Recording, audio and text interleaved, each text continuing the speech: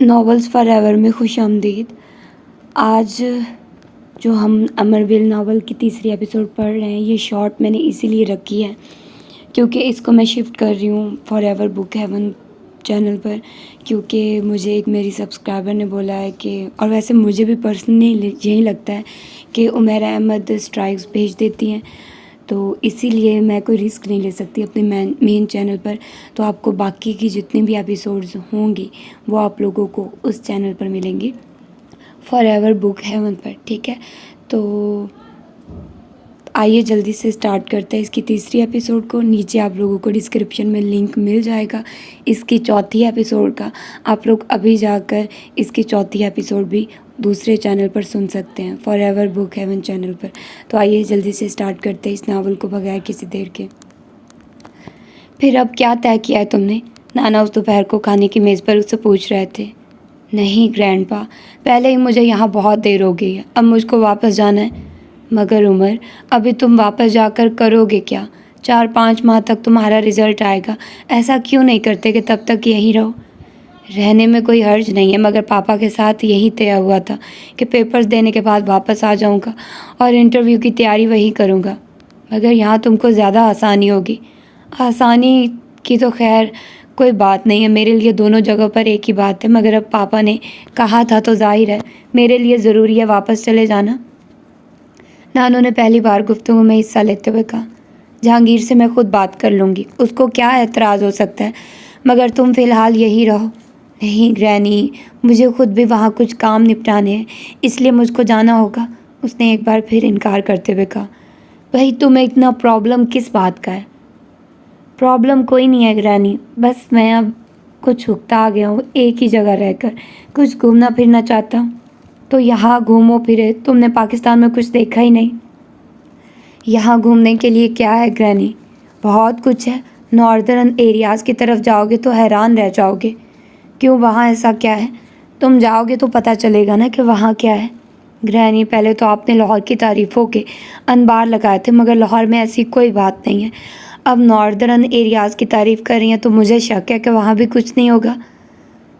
तुम मालूम जब्बा जाओगे तो तुम्हें पता चलेगा कि मैं सच कह रही थी या झूठ। इसके अलावा भोरबंद देखना, सवात और गिलगित चले जाना, तुम वहाँ बहुत एंजॉय करोगे। नानू ने पूरा प्लान सामने रख दिया।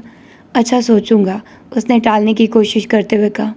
ग्रैनी, अकेला मैं कैसे जाऊँ? आपको पता है मैं अकेला कुछ भी एंजॉय नहीं कर सकता। अकेला जाने की क्या ज़रूरत है, अपने दोस्तों और कज़न्स को साथ ले जाओ, उन्होंने फ़ौरन तजवीज़ पेश की। दोस्त और कज़न्स इतने फारिग कहाँ हैं कि मेरे साथ चल सके? मैं वलीद को फ़ोन कर दूँगी, वो तो फ़ौरन चल पड़ेगा तुम्हारे साथ। नानू ने उसे फौरी तौर पर घेर लिया। अच्छा मैं पहले पापा से बात कर लूँ, उसने एक बार फिर जान छुड़ाने की कोशिश की। मैंने कहा ना, जहांगीर से मैं खुद बात कर लूँगी। यानी ग्रैनी, आप मुझको किसी तरह भी यहाँ से निकलने नहीं देंगी? उमर ने कुछ बेचारगी से कहा। तुम्हें चलो तो जाना ही है, फिर क्या है अगर कुछ अरसा यहाँ हमारे साथ गुजार ही लो। आप अभी तक तंग नहीं आई मुझसे? नहीं, तंग क्यों आऊँगी? नाना ने कुछ खफकी से कहा। बहुत खिदमतें करनी पड़ती हैं आपको मेरी, इसलिए पूछ रहा हूँ। नहीं, मुझे अच्छा लगता है, कम अज़ कम कोई मसरूफियत तो है ना, घर में रौनक है तुम्हारी वजह से, नाना ने प्यार से देखते हुए कहा। उमर चंद लम्हे उनके चेहरे को देखता रहा, फिर उसके चेहरे पर अजीब सी मुस्कुराहट नमूदार हुई और उसने ज़ेरे लब कुछ कहा। हेलो पापा, मैं उमर हूँ, कॉल मिलने पर उसने कहा। हाँ उमर, कैसे हो? मैं ठीक हूँ पापा, वो मुझे पूछना था कि आपने अभी तक मेरी सीट बुक नहीं करवाई, उसने पूछा। हाँ वो बस कुछ मसरूफियत थी, दूसरी तरफ जहांगीर माज ने ठहरे हुए लहजे में कहा। तो फिर कब सीट बुक करवा रहे हैं? इतनी जल्दी क्या वापस आने की? उमर उनकी बात पर हैरान हुआ। पापा आपने ही कहा था कि पेपर्स के फ़ौरन बाद वापस आ जाओ। हाँ मगर अब मैं सोच रहा हूँ कि तुम अभी वहीं रहो। मगर क्यों पापा? वहाँ रहकर तुम इंटरव्यू की तैयारी ज़्यादा बेहतर तरीके से कर सकोगे, तुम्हारे कज़न्स तुम्हें अच्छे तरीके से गाइड कर देंगे। नहीं पापा, मैं आपके पास आकर भी बहुत अच्छी तैयारी कर लूँगा, ये कोई इतना मुश्किल नहीं है। नहीं नहीं, फिर भी तुम्हें वहीं रहकर तैयारी करनी चाहिए, उन्होंने उसकी बात काट कर कहा। पापा क्या ग्रैनी ने आपसे कोई बात की है? उसने कुछ बेचैनी से कहा। कैसी बात? वो मुझसे कह रही थी कि मैं अभी वापस न जाऊँगी, मगर मैंने उनसे कहा कि मुझे फ़ौरी तौर पर वापस जाना है। फिर वो कहने लगी कि मैं खुद आपसे बात कर लूँगी। नहीं, उन्होंने मुझसे कोई बात नहीं की। मगर ठीक है, अगर वो इसरार कर रही हैं तो फिर तुम वहीं रहो। मगर पापा, मुझे बहुत से काम है अमेरिका में, काम भी हो जाएंगे। फ़िलहाल तो मैं ये चाहता हूँ कि तुम वहीं रहो। मैं बोर हो गया हूँ यहाँ। अमेरिका आऊँगा तो कुछ घूम फिर लूँगा, रिलैक्स हो जाऊँगा। उसने असरार किया। बोर होने की बात है तो मैं तुम्हें किसी दूसरे मुल्क का वीज़ा लगवा देता हूँ। तुम कुछ दिन वहाँ सैर कर लो, स्पेन चले जाओ या फिर यूनान, या जहाँ भी तुम चाहो। जहांगीर माज ने फ़ौरन पेशकश की। उमर उलझन का शिकार हो गया था। आखिर वो उसे अमेरिका आने से क्यों रोक रहे थे? फिर भी पापा, उमर, ज़िद मत करो, जैसा मैं कह रहा हूँ वही करो।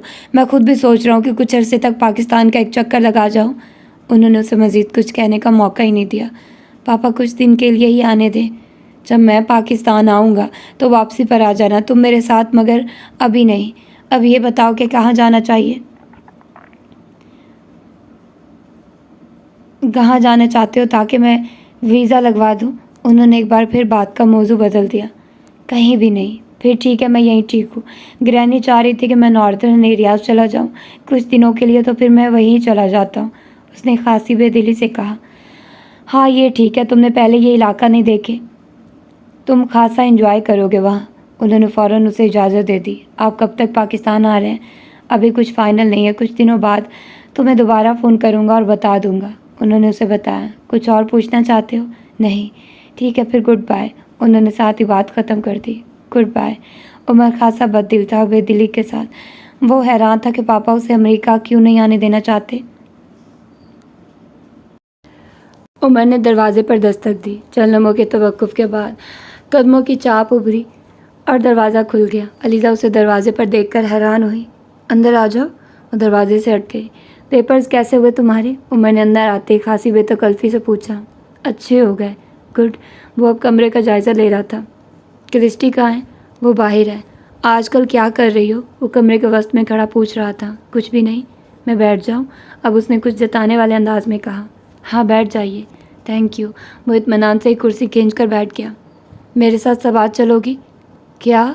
वो इस गैर मुतवक्के सवाल पर हैरान रह गई। हाँ भाई, इसमें इतना हैरान होने वाली क्या बात है? मैंने पूछा है कि मेरे साथ सवाल चलोगी। वो उसकी हैरानी पर हैरान हुआ। आप सवाल जा रहे हैं? हाँ, ग्रैनी की फरमाइश, बल्कि ज़िद पर। तो फिर चलोगी? नहीं। क्यों? बस ऐसे ही। ये बस ऐसे ही क्या होता है? अगर नहीं जाता ना तो कोई वजह बताओ। मुझे दिलचस्पी नहीं है। कम ऑन एलिज़ा, घूमने फिरने से भी दिलचस्पी नहीं है? नहीं। क्यों? एक बार फिर पूछा गया। एक बार फिर कहा गया। बस ऐसे ही। मगर मैं तुम्हें साथ लेकर जाऊंगा। उसने इसरार किया। क्यों? क्योंकि तुम आजकल फ़ारिग हो। नहीं, मैं फ़ारिग नहीं हूँ, मुझे बहुत से काम हैं। काम होते रहेंगे, तुम चलने की तैयारी करो। नानो नहीं जाने देंगी। इस बार उसने नानो का सहारा लिया। क्यों? अकेले कैसे आपके साथ जाने दे? वो कुछ देर उसका चेहरा देखता रहा। मैं अकेला तो नहीं जा रहा, वलीद मेरे साथ जा रहा है, कुछ और दोस्त भी हैं। फिर तो नानो कभी भी नहीं जाने देंगी। क्यों? ये अच्छी बात नहीं है इस तरह आप लोगों के साथ जाना। So what? उसने खासी लापरवाही से कहा। खैर ठीक है, तुम नहीं जाना चाहती तो मैं मजबूर नहीं करूँगा। बताओ तुम्हारे लिए वहाँ से क्या लाऊं? वो अब उठकर खड़ा हो गया। अलीज़ा उसकी बात पर चौंकी।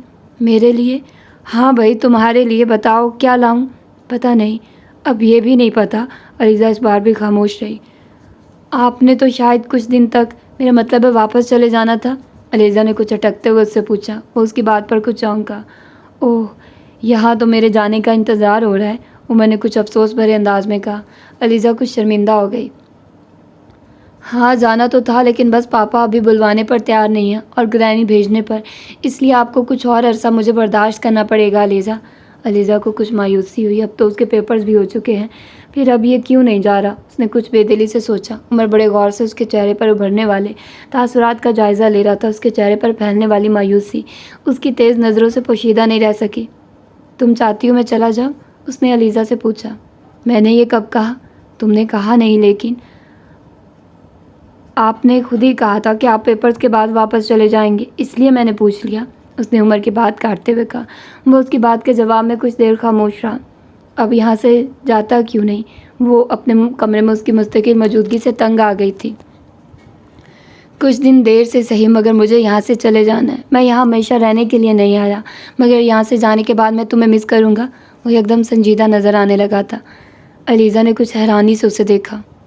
तुम मिस करोगे मुझे? उसने एकदम अलीज़ा से पूछा। वो उसकी गैर मुतवक्के सवाल पर बस उसे देख कर रह गई।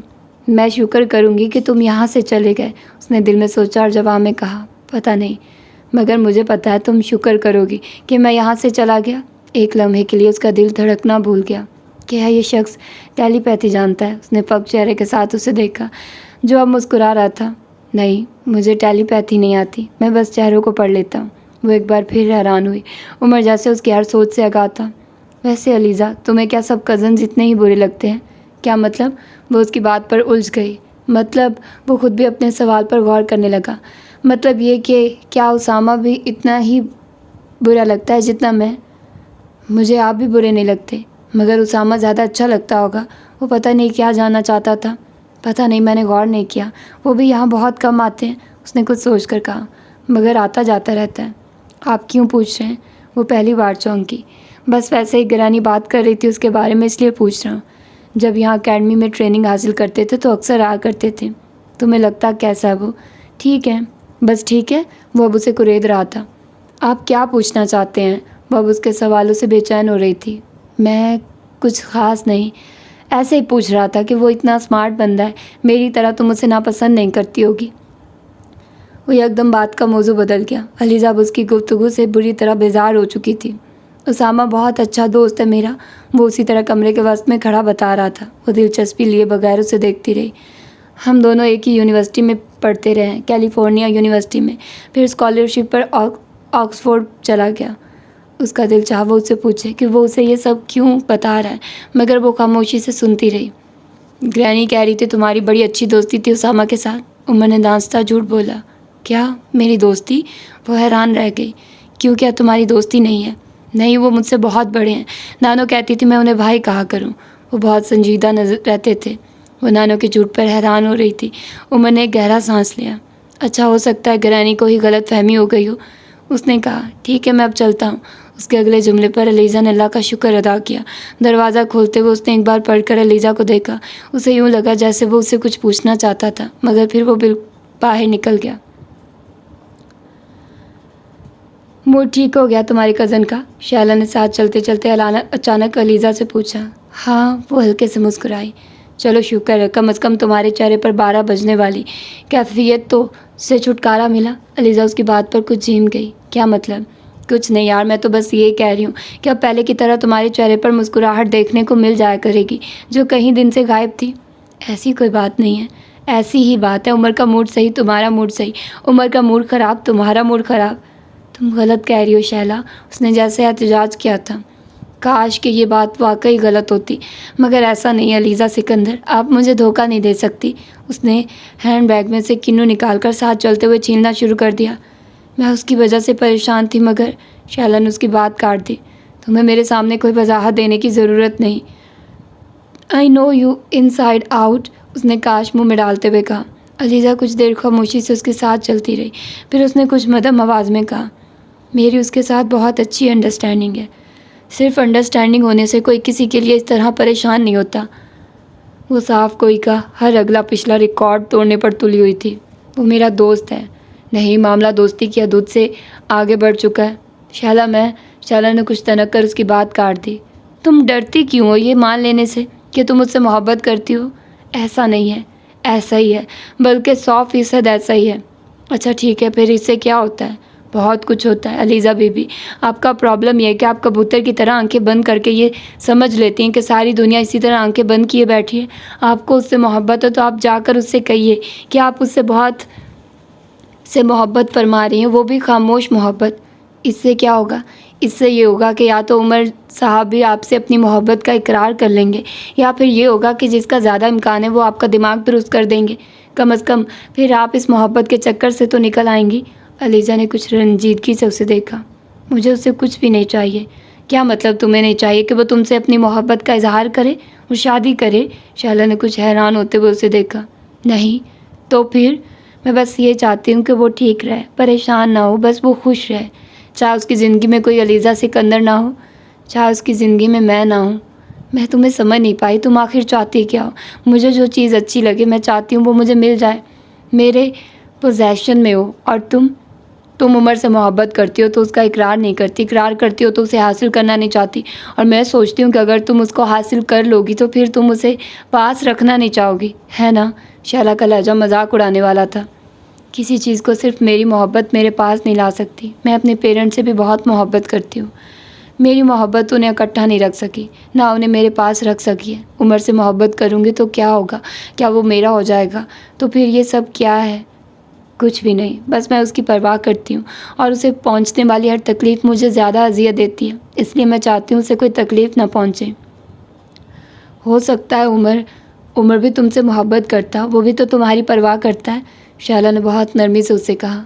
हर जज्बा मोहब्बत नहीं होता, मगर मोहब्बत से जज्बे बल आखिर मोहब्बत पर ही ख़त्म होते हैं। नहीं, वो मुझसे मोहब्बत नहीं करता, वो मुझसे हमदर्दी करता है। Come on Aliza. हाँ, मैं ठीक कह रही हूँ शैला, वो मुझसे सिर्फ हमदर्दी करता है। जिससे हमदर्दी हो उससे मोहब्बत नहीं होती। शैला उसकी बात पर कुछ बिगड़ गई। क्या मतलब है आपका अलीज़ा बीबी? वो फाइनल ईयर का अफान महमूद जो हर तीसरे दिन दान निकालता हुआ आ जाता है। मिस अलीज़ा, आपको कोई नोट्स वगैरह तो नहीं चाहिए? या फिर वो फ़ाइन आर्ट्स डिपार्टमेंट का कासिम मजीद जो अपना हर स्केच पकड़े आपके पास सलाह के लिए मौजूद होता है, ये जानने के बावजूद कि आपका उसके डिपार्टमेंट से कोई ताल्लुक़ नहीं है? नहीं, मेरा ख्याल है हमदर्दी तुमसे बलाल वहीद करता है जो हर बार तुम्हें देखते ही शुरू हो जाता है। मिस अलीज़ा, आप बहुत कमज़ोर हो गई हैं, कुछ खाया पिया करें। बल्कि आइए मैं आपको चाय पिलवाता हूँ। इतने हमदर्दी करने वाले मेरे पास होते ना तो मैं अब तक किसी इलेक्शन में हिस्सा ले चुकी होती। वो अब अलीज़ा को हंसाने की कोशिश कर रही थी, मगर अलीज़ा के चेहरे पर मुस्कुराहट नहीं उभरी। हर बात मजाक नहीं होती शैला, मगर कुछ बातें मजाक होती हैं, और जिस बात पर हंसी है उस पर हंस लेना चाहिए। जैसे तुम्हारे इस फार्मूले पर कि उमर तुमसे हमदर्दी करता है।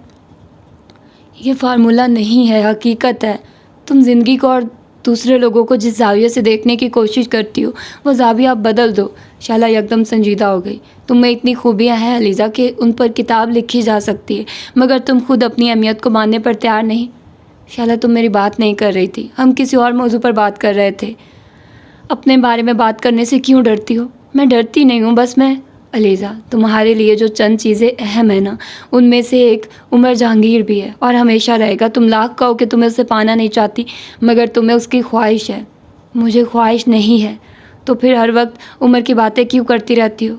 इस फाइल को खोलो और देखो कहाँ कहाँ तुमने एक चेहरा स्केच किया हुआ है, कितनी बार उसका नाम लिखा हुआ है, और तुम कहती हो तुम्हें उसकी ख्वाहिश नहीं है।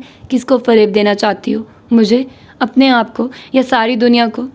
मैं कभी उससे ये नहीं कह सकती कि उसने अपना जुमला अधूरा छोड़ दिया कि तुम्हें उससे मोहब्बत है। शैला ने उसकी बात मुकम्मल की। आखिर क्यों? मुझे खौफ आता है। किस बात से? अगर उसने ये कह दिया कि उसे मुझसे मोहब्बत नहीं है तो मैं कभी दोबारा उसके सामने नहीं जा सकूँगी। उसके लहजे में इतनी बेबसी थी कि शैला को उस पर तरस आ गया। आओ क्लास में चलें, पीरियड शुरू होने वाला है। बात का मौजू एकदम बदलते हुए वो उसका हाथ पकड़कर तेज़ी से चल पड़ी। कुछ देर और वहाँ खड़ी रहती तो अलीज़ा की आंखों में उमड़ती हुई नमी बरसना शुरू हो जाती। वो उसे बहुत अच्छी तरह जानती थी।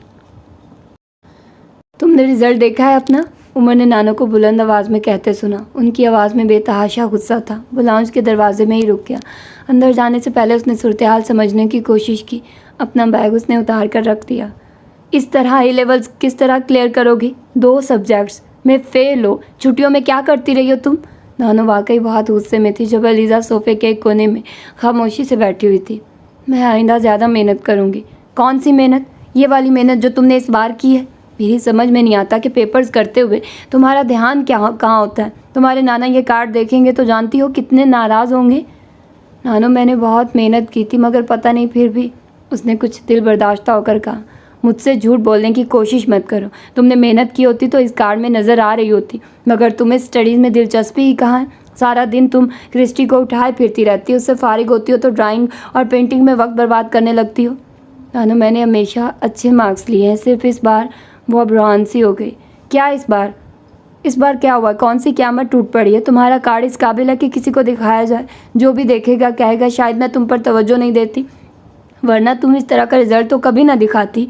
उन्होंने गुस्से में हाथ में पकड़ा हुआ कार्ड अलीज़ा की तरफ उछाल दिया। कार्ड उससे टकराता हुआ कलीन पर जा गिरा।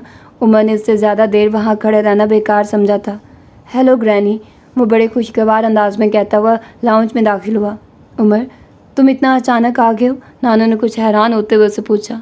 बहुत अचानक तो नहीं, मगर बहरहाल आ गया हूँ, उमर ने जवाब देते हुए अलीज़ा को देखा, जो आस्तीन से आंखें पूंछते हुए कार्ड उठा रही थी। मगर तुम्हें तो अभी कुछ दिन और रहना था सवात में। नानो अब भी मुतमईन नहीं थी। हाँ, रहना तो था, मगर बस अचानक ही मूड बदल गया। आप अलीज़ा को क्यों डांट रही थी? वो अपना सामान रखकर सोफे पर बैठ गया। आने से पहले इत्तला दे देते तो मैं ड्राइवर को एयरपोर्ट भिजवा देती। नानी ने उसकी बात का जवाब देने के बजाय मज़ीद शिकवा किया था। मगर मैं तो बाय रोड आया हूँ, कोस्टर पर। क्या कोस्टर पर? खामखा की बेवकूफ़ी, नानो बुड़बुड़ाई थी। ग्रैनी से बेवकूफ़ी नहीं, एडवेंचर कहते हैं। उसका इत्मीनान बरकरार था। यहाँ तक सही सलामत पहुँच गए हो ना, इसलिए इसे एडवेंचर कह रहे हो? ग्रैनी, प्लेन के ज़रिए भी सही सलामत पहुँचने की कोई गारंटी नहीं होती। मैं तो इसे भी एडवेंचर ही कहता हूँ। मगर आप मुझे ये बताइए कि अलीज़ा को क्यों डांट रही थी? उसने किन अखियों से सर झुकाए बैठी अलीज़ा को देखते हुए कहा, फर्स्ट टर्म का रिजल्ट आ गया इसका, और बुरी तरह फेल है। नानो के चेहरे पर एक बार फिर खफकी झलकने लगी। उमर ने अलीज़ा की गर्दन को मज़ीद झुकते हुए देखा, फिर उसी इत्मीनान के साथ वो दोबारा ग्रैनी की तरफ मुतवज्जो हो गया। बस इतनी सी बात है, मैं समझा पता नहीं क्या क़यामत आ गई है। वैसे ग्रैनी, फेल तो बस फेल होता है। अगर वो बुरी तरह से फेल है तो क्या कोई अच्छी तरह से फेल भी होता है? फजूल बातें मत करो उमर, तुम्हें पता है ये 2 सब्जेक्ट्स में फेल है। अलीज़ा का दिल चाहा ज़मीन फटे और वो उसमें समा जाए।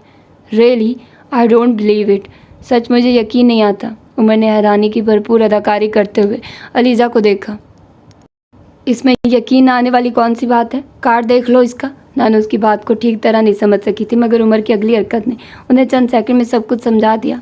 उन्होंने सोफे पर बैठे बैठे कुछ आगे की तरफ झुकते हुए अलीज़ा के दाएं हाथ को थामा और उसी रवानी के साथ हाथ मिलाने के बाद उसकी पूंछ थपथपाते हुए कहा, कांग्रेट्स कज़न, मुबारक हो कज़न, तुमने तो हैरान कर दिया मुझे। वो काम किया जो उस फैमिली में पहले कोई मर्द भी नहीं कर सका। Keep it up. अलीज़ा ने कुछ बदहवास होकर उसके चेहरे को देखा, मगर वहाँ संजीदगी के साथ खराज तहसीन के जज्बात और तासुरात नुमाया थे। नानो एकदम मुश्तइल हो गई। क्या मतलब है तुम्हारा? मजाक उड़ा रहे हो तुम मेरा? बिल्कुल भी नहीं ग्रैनी, मैं तो सिर्फ दाद दे रहा हूँ। फेल होने वाले को दाद दी जाती है? नहीं, खाली दाद नहीं दी जाती, हौसला अफजाई भी की जाती है। उसने बड़े इत्मीनान से वजाहत की। फेल होने वाले को दाद देते हैं और उसकी हौसला अफजाई करते हैं। नानो का पारा हाई होता जा रहा था। दाद और हौसला अफजाई सिर्फ ऐसे काम पर दी जाती है जो इससे पहले ना किया गया हो। जैसे हमारी फैमिली में अलीज़ा वाला काम पहले कभी नहीं किया। उसका इत्मीनान अब भी बरकरार था। दाद और हौसला अफजाई हर अच्छे काम पर दी जाती है। नानो ने इस बार अपनी बात चबा चबा कर कही। आप साबित करें ग्रैनी कि फ़ेल होना एक बुरा काम है। वो एकदम जैसे बहस के मूड में आ गया। तुम फजूल बकवास मत करो उमर, इसमें बकवास वाली बात ही नहीं है। आप बताइए, आज तक कभी किसी को एग्ज़ाम में फ़ेल होने की वजह से उम्र कैद या फांसी हुई? या दोज़ख में भेजे जाने वालों में कितने लोग सिर्फ इम्तिहान में फ़ेल होने की वजह से वहाँ जाएंगे? एक भी नहीं। तो फिर ये बुरा काम तो नहीं है। रात को तुम्हारे दादा आएंगे, अलीज़ा का रिजल्ट देखेंगे, इसके बाद तुम अपनी ये तकरीर उनके सामने भी करना। फिर वो तुम्हें बताएंगे कि फ़ेल होने से कितनी नेकियां मिलती हैं। नानो के इश्तियाल में कुछ और इजाफा हो गया। कोई बात नहीं ग्रैनी, ग्रैंड पा से भी बात हो जाएगी। आप मुझे ये बताइए, कुछ पानी वानी पिलाने का इरादा है या मैं वापस सवात चला जाऊँ? उमर ने एक बार फिर मुहारत से बात का मौजू बदलते हुए कहा। नानो कुछ देर कुछ कहे बगैर उसे घूरती रही। इसके बाद उन्होंने खानसमा को आवाज़ दी। नानो मैं जाऊँ? उमर ने अलीज़ा की मुनमुनाहट सुनी, जिसे नानो ने पूरी तरह नज़रअंदाज कर दिया। नानो मैं जाऊँ? इस बार एक बार फिर कहा, इससे पहले कि नानो इस बार भी पहले की तरह उसके सवाल को नज़रअंदाज करती। उमर ने मदाखलत की। ग्रैनी, अलीज़ा कुछ पूछ रही है आपसे, उसने कुछ जताने वाले अंदाज में कहा।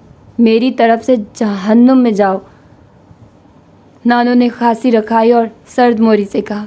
अलीज़ा एक झटके से उठी और तकरीबन भागते हुए लाइन से निकल गई।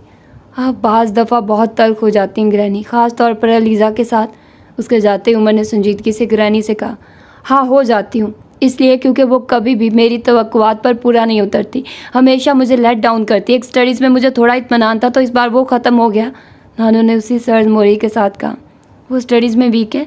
उमर ने उससे पूछा। नहीं, कभी भी नहीं, ये पहली बार हुआ, इसलिए तो मुझे इतना शौक़ लगा है। आपने उससे पूछने की कोशिश की कि इतनी बुरी परफॉर्मेंस क्यों थी उसकी? उसके पास हर सवाल का एक ही जवाब होता है, मैं परेशान हो गई इसलिए। अब बंदा पूछे कि ऐसी कौन सी परेशानियां लाहक हो गई हैं उसे इस उम्र में कि वो एग्ज़ाम भी अच्छे मार्क्स से पास नहीं कर सकती। ग्रैनी, वो डिस्टर्ब तो थी, ये तो आप जानती है, शायद इसी वजह से। ग्रैनी ने उसकी बात काट दी। कम अज़ कम स्टडीज़ के सिलसिले में मैं इस तरह का कोई एक्सक्यूज़ सुनना नहीं चाहती। वो डिस्टर्ब हो या ना हो, एग्ज़ाम में उसे अच्छे ग्रेड लेने होंगे। आपको उसे समझने की कोशिश करनी चाहिए। मैं उसे बहुत अच्छी तरह समझती हूँ, मगर तुम नहीं समझे। बचपन से मेरे पास रही है वो, मेरी जिम्मेदारी समझते हैं सब उसे। क्या कहेंगे सब कि मैं उसे पढ़ा नहीं सकी? पीएचडी तो नहीं कर रही वो, ए लेवल्स कर रही है। क्या ए लेवल्स भी नहीं कर सकती? मैं क्या जवाब दूंगी उसके माँ बाप को? तुम जानते नहीं हो अपनी पुप्पो को। समीना तो मेरी जान खा जाएगी। उस दिन बड़ी तकरीरें कर रहे थे तुम कि उसकी शादी अभी ना करो, उसे पढ़ने दो। कैसे आगे पढ़ सकती है वो जब उसने। मैंने संजीदगी से उसकी बात सुनते सुनते बात काटी। इस बार अगर उसकी परफॉर्मेंस ख़राब रही है तो ज़रूरी नहीं अगली बार भी ऐसा ही हो। सिर्फ एक बार ख़राब रिजल्ट पर इस तरह तो नहीं करना चाहिए। मैं तो जिस तरह रिएक्ट कर रही हूँ, मगर तुम्हारे दादा को पता चला तो वह इससे ज़्यादा बुरी तरह रिएक्ट करेंगे। इससे क्या होगा? इस तरह उसके ग्रेड बेहतर हो जाएंगे। नाना उसके सवाल पर खामोश रही थी। कभी आप उसकी शादी के प्लान बना रही हैं, कभी स्टडीज़ में लापरवाही बरतने पर अपना बीपी हाई कर लेती हैं। उसको उसकी ज़िंदगी अपनी मर्ज़ी से क्यों गुजारने नहीं देती? क्या मतलब है तुम्हारा? नानो के माथे पर बल पड़ गया। मेरा मतलब बिल्कुल साफ है, उस पर अपनी मर्जी मत ठोंसिए। हर बात में मदाखलत ना करें। हर बात में मदाखलत ना करूं। वो जो करना चाहती है उसे करने दूँ। फेल होती है फेल होने दूँ। खुद को तबाह करती है तो खुद को तबाह करने दूँ। नानो ने तंजिया अंदाज में कहा। कोई खुद को तबाह नहीं करेगी। वो इतनी बेवकूफ़ नहीं है, मगर उसको अपनी मर्ज़ी से ज़िंदगी गुजारने दे। फेल होती है होने दे, उसका प्रॉब्लम है, उसको उसका हल निकालने दे। ठोकर खाती है खाने दे, गिरती है गिरने दे, मगर उसको किसी सहारे के बगैर खड़ा होना सीखने दे। ज़मीन पर पैर कैसे जमाते हैं ये उसे आना चाहिए। उसकी उंगली छोड़ दें। वो इतनी बड़ी नहीं हुई तो होने देना उसको बड़ा। आफ्टर ऑल कितनी देर आप उसको छोटा रखेंगी? मेरी समझ में नहीं आता यहाँ पाकिस्तान में ये क्यों होता है। क्यों आपकी जनरेशन बच्चों पर इतनी डोमिनेंस रखती है? वो कुछ उलझे अंदाज में बोला। इसे तुम डोमिनेंस कहते हो, मगर हम गाइडेंस कहते हैं। नानो अपनी बात पर कायम थी। और ये गाइडेंस होती है जो मुश्किल वक्त में फ़ैसले करने में कभी आपकी मदद नहीं करती, कभी आपके काम नहीं आती। गृहिणी हर जनरेशन को सिर्फ ये ना सिखाइए कि पानी का ग्लास पकड़कर पीने का महज़ब तरीका क्या है, कहाँ हल्की आवाज़ में बात करना है, कहाँ ऊंची आवाज़ में। डाइनिंग टेबल पर प्लेट के राइट साइड पर फॉक होना चाहिए या स्पून। घर के अंदर आते हुए डोरमैट पर जॉगर्स को कितनी बार रगड़ना चाहिए। शर्ट का सबसे ऊपर वाला बटन बंद रखना चाहिए या खुला। गृहिणी ये सब कुछ सीखना हमारी ज़रूरत नहीं है। इस जनरेशन के प्रॉब्लम्स और हैं। आपके ज़माने की तरह हमारी वाहिद प्रॉब्लम अपने आप को और अपने ख़ानदान को ज़्यादा से ज़्यादा कल्चर, लिबरल और एरिस्टोक्रेट बनाकर पेश करना नहीं है। हमको मैनर्स ना सिखाइए। हमको बताइए कि हम इतनी तेज़ी से बदलती हुई दुनिया में जो अपना वजूद कैसे कायम रखें, अपने लिए कौन सी वैल्यूज़ का इंतखाब करें और फिर इन वैल्यूज़ को इंटैक्ट कैसे रखें, रिलेशनशिप्स कैसे बनाएं और उन्हें बरकरार कैसे रखें, अपना मेंटल इक्विलिब्रियम कैसे रखें, जब स्ट्रेस हो तो उससे कैसे छुटकारा पाएं, जब डिप्रेशन हो तो उससे किस तरह निजात हासिल करें, अपनी तन्हाई का इलाज किस चीज़ से करें। इन सब चीज़ों के बारे में बताइए, उनके बारे में गाइडेंस दें। आपकी जनरेशन ने ज़िंदगी को अच्छे मार्क्स और अच्छे मैनर्स के दरमियान इस तरह तकसीम कर दिया है कि हम में से बहुत से तो वैसे ही गुम हो जाते हैं। जहाँ तक अलीज़ा का ताल्लुक़ है तो उसको तो आप लोगों ने क्रिपल कर दिया है। मैं जब से यहाँ आया हूँ हैरान हो रहा हूँ। आप उसको अच्छा कहते हैं, वो खुद को अच्छा समझती है। आप उसको बुरा कहते हैं, वो खुद को बुरा समझती है। उसकी अपनी कोई सोच है ना नज़र। वो दुनिया में आपकी आंखों से देखती है, आपके दिमाग से सोचती है, आपके म्यार के मुताबिक फ़ैसला करती है और आपकी पसंद नापसंद के मुताबिक बरतती है। मगर कितनी देर तक? एक स्टेज ऐसी आती है जब सब कुछ स्टैग्नेंट हो जाता है। फिर अपने इर्द गिर्द की दुनिया कितनी बुरी लगती है, आप इसका अंदाज़ा ही नहीं कर सकती। फिर ना अपनी समझ आती है ना दूसरों की। इस वक्त दिल चाहता है हर चीज़ छोड़ दी जाए, चाहे वो खूनी रिश्ते ही क्यों ना हो। हमारी फैमिली में पिछले कई सालों से यही सब कुछ तो हो रहा है। हम सब लोग एक ऐसी रेस में दौड़ रहे हैं जहाँ कोई फिनिशिंग लाइन नहीं है। ये रेस बस तब ख़त्म होती है जब आप गिर जाते हैं और गिरने के बाद दोबारा उठा नहीं जाता। कम अज़ कम अलीज़ा को तो इस रेस में मत दौड़ाइए। उसको तो ज़िंदगी गुजारने दे, इंजॉय करने दे, उसको वो ख्वाब देखने दे जो वो देखना चाहती है। उसके वजूद में, उसकी शख्सियत में खामियों की इतनी मीखे, इतनी बेरहमी से ना ठोंकिए कि सारी उम्र उनसे रसने वाला लहू उसके वजूद को आलूदा रखे उसे। वो बात करते करते एकदम तेज़ी से उठकर लाउंज से निकल गया। नानो बिल्कुल साकित बैठी थी। ऐसा क्या हुआ था कि उम्र की आवाज़ यूँ भरा जाती? वो अपनी आंखों में नमूदार होने वाली नमी को छुपाने के लिए यूँ भाग खड़ा हुआ। आखिर वो सवात से इतनी जल्दी वापस क्यों आ गया? सवात में उम्र के साथ ऐसा क्या हुआ है? वो कुछ माऊफ ज़हन के साथ मुसलसल सोच रही थी। फिर कब तक आ जाओगी? नानो ने शायद 10वीं बार पूछा। नानो परसों शाम तक वापसी हो जाएगी। अलीज़ा ने 10वीं बार भी उतने ही तहम्मुल से जवाब दिया। तुम जब तक वापस नहीं आ जाती मुझे फ़िक्र रहेगी। फ़िक्र करने वाली कौन सी बात है नानो? मैं कौन सा अकेली जा रही हूँ? अलीज़ा ने उन्हें तसल्ली दी।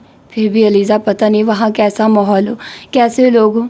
अच्छे लोग होंगे, पहले भी हमारे डिपार्टमेंट के बहुत से ग्रुप कई साल से वहाँ जा रहे हैं। ज़ाहिर है अच्छे लोग होंगे, तभी तो बार बार हमारा डिपार्टमेंट वहाँ जाता है।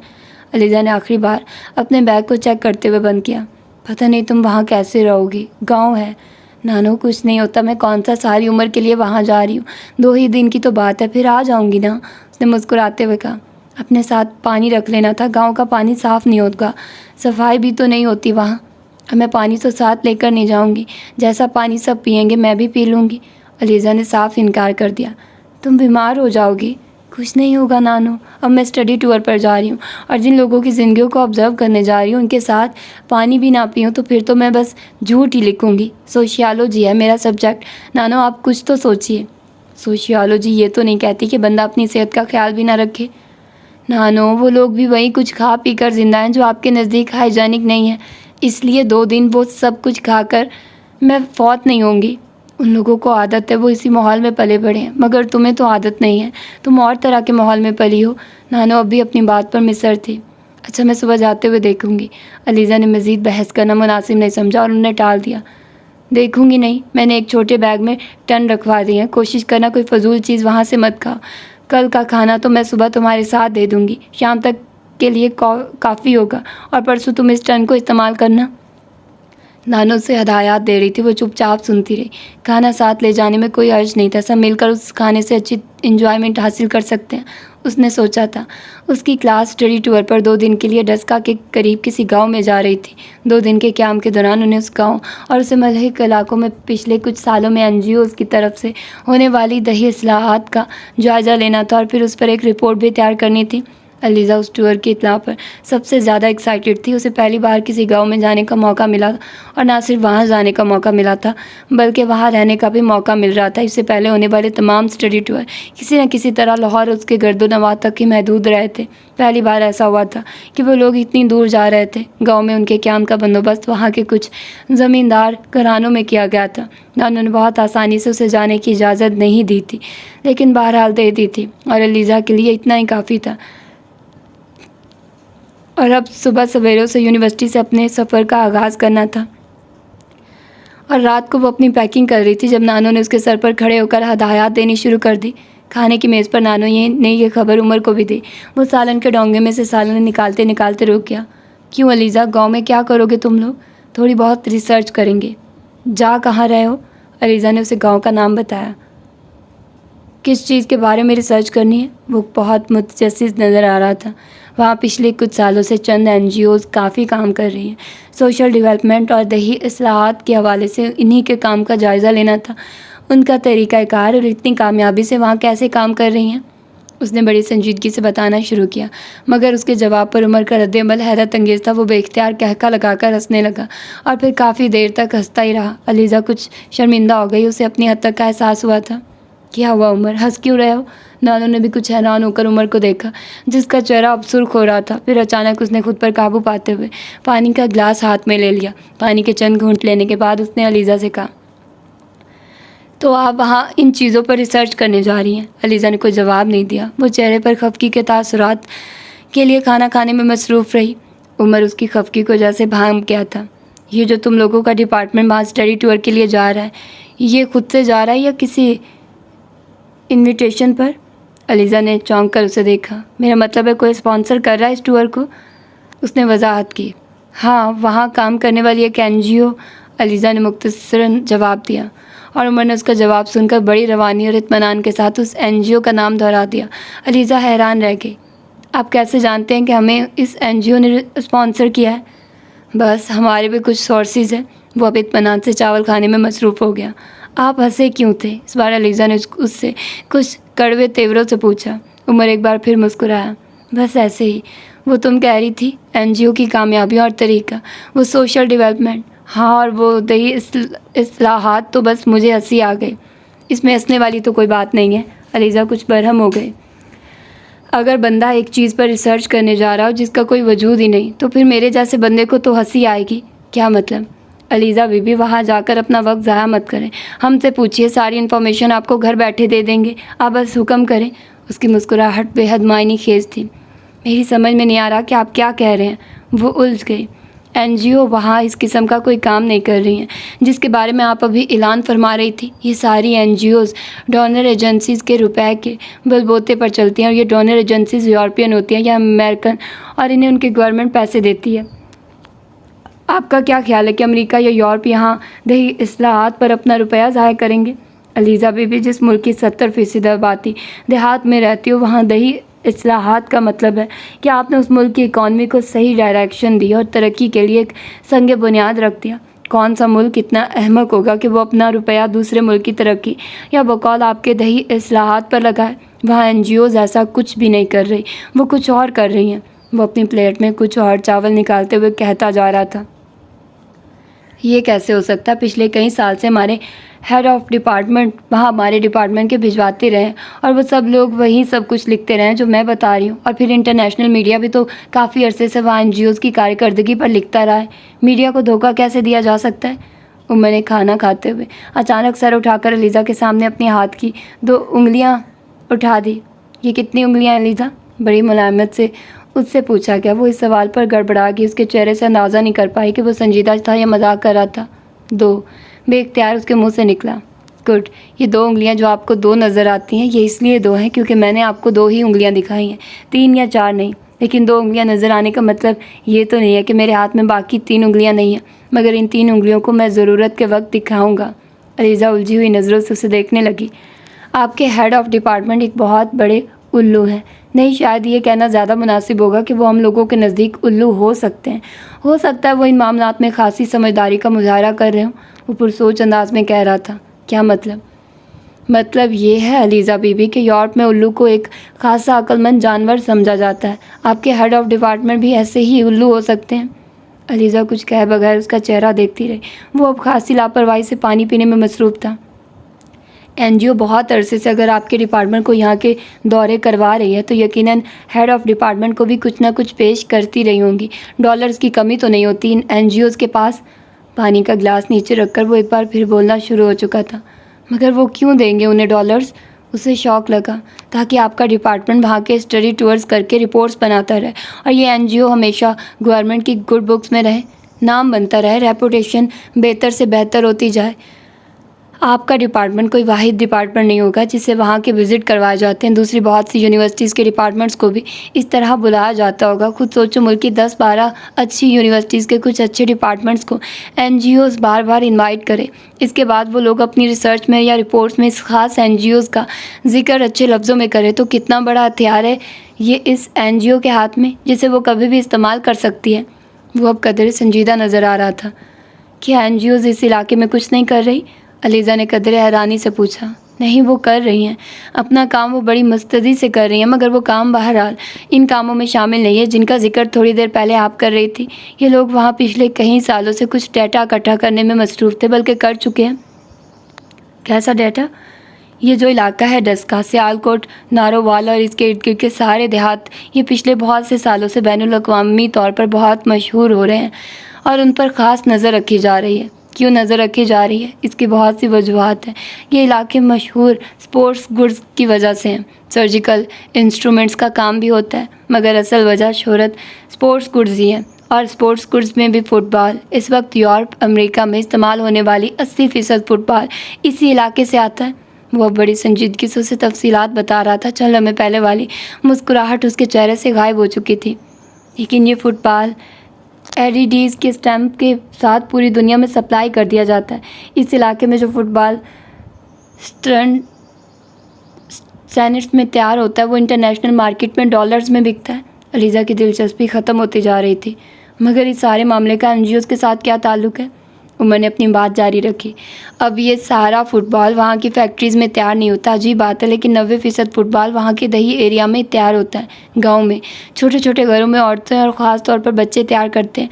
वहाँ से ये फ़ुटबॉल फैक्ट्रीज़ में जाता है, उन फैक्ट्रीज़ में जिन्होंने वेंचर ज्वाइन किया होता है मल्टीनेशनल कंपनीज़ के साथ, और अब तक वो वहाँ पर इन कंपनीज़ का होल्ड था जिनका ताल्लुक़ अमेरिका से है।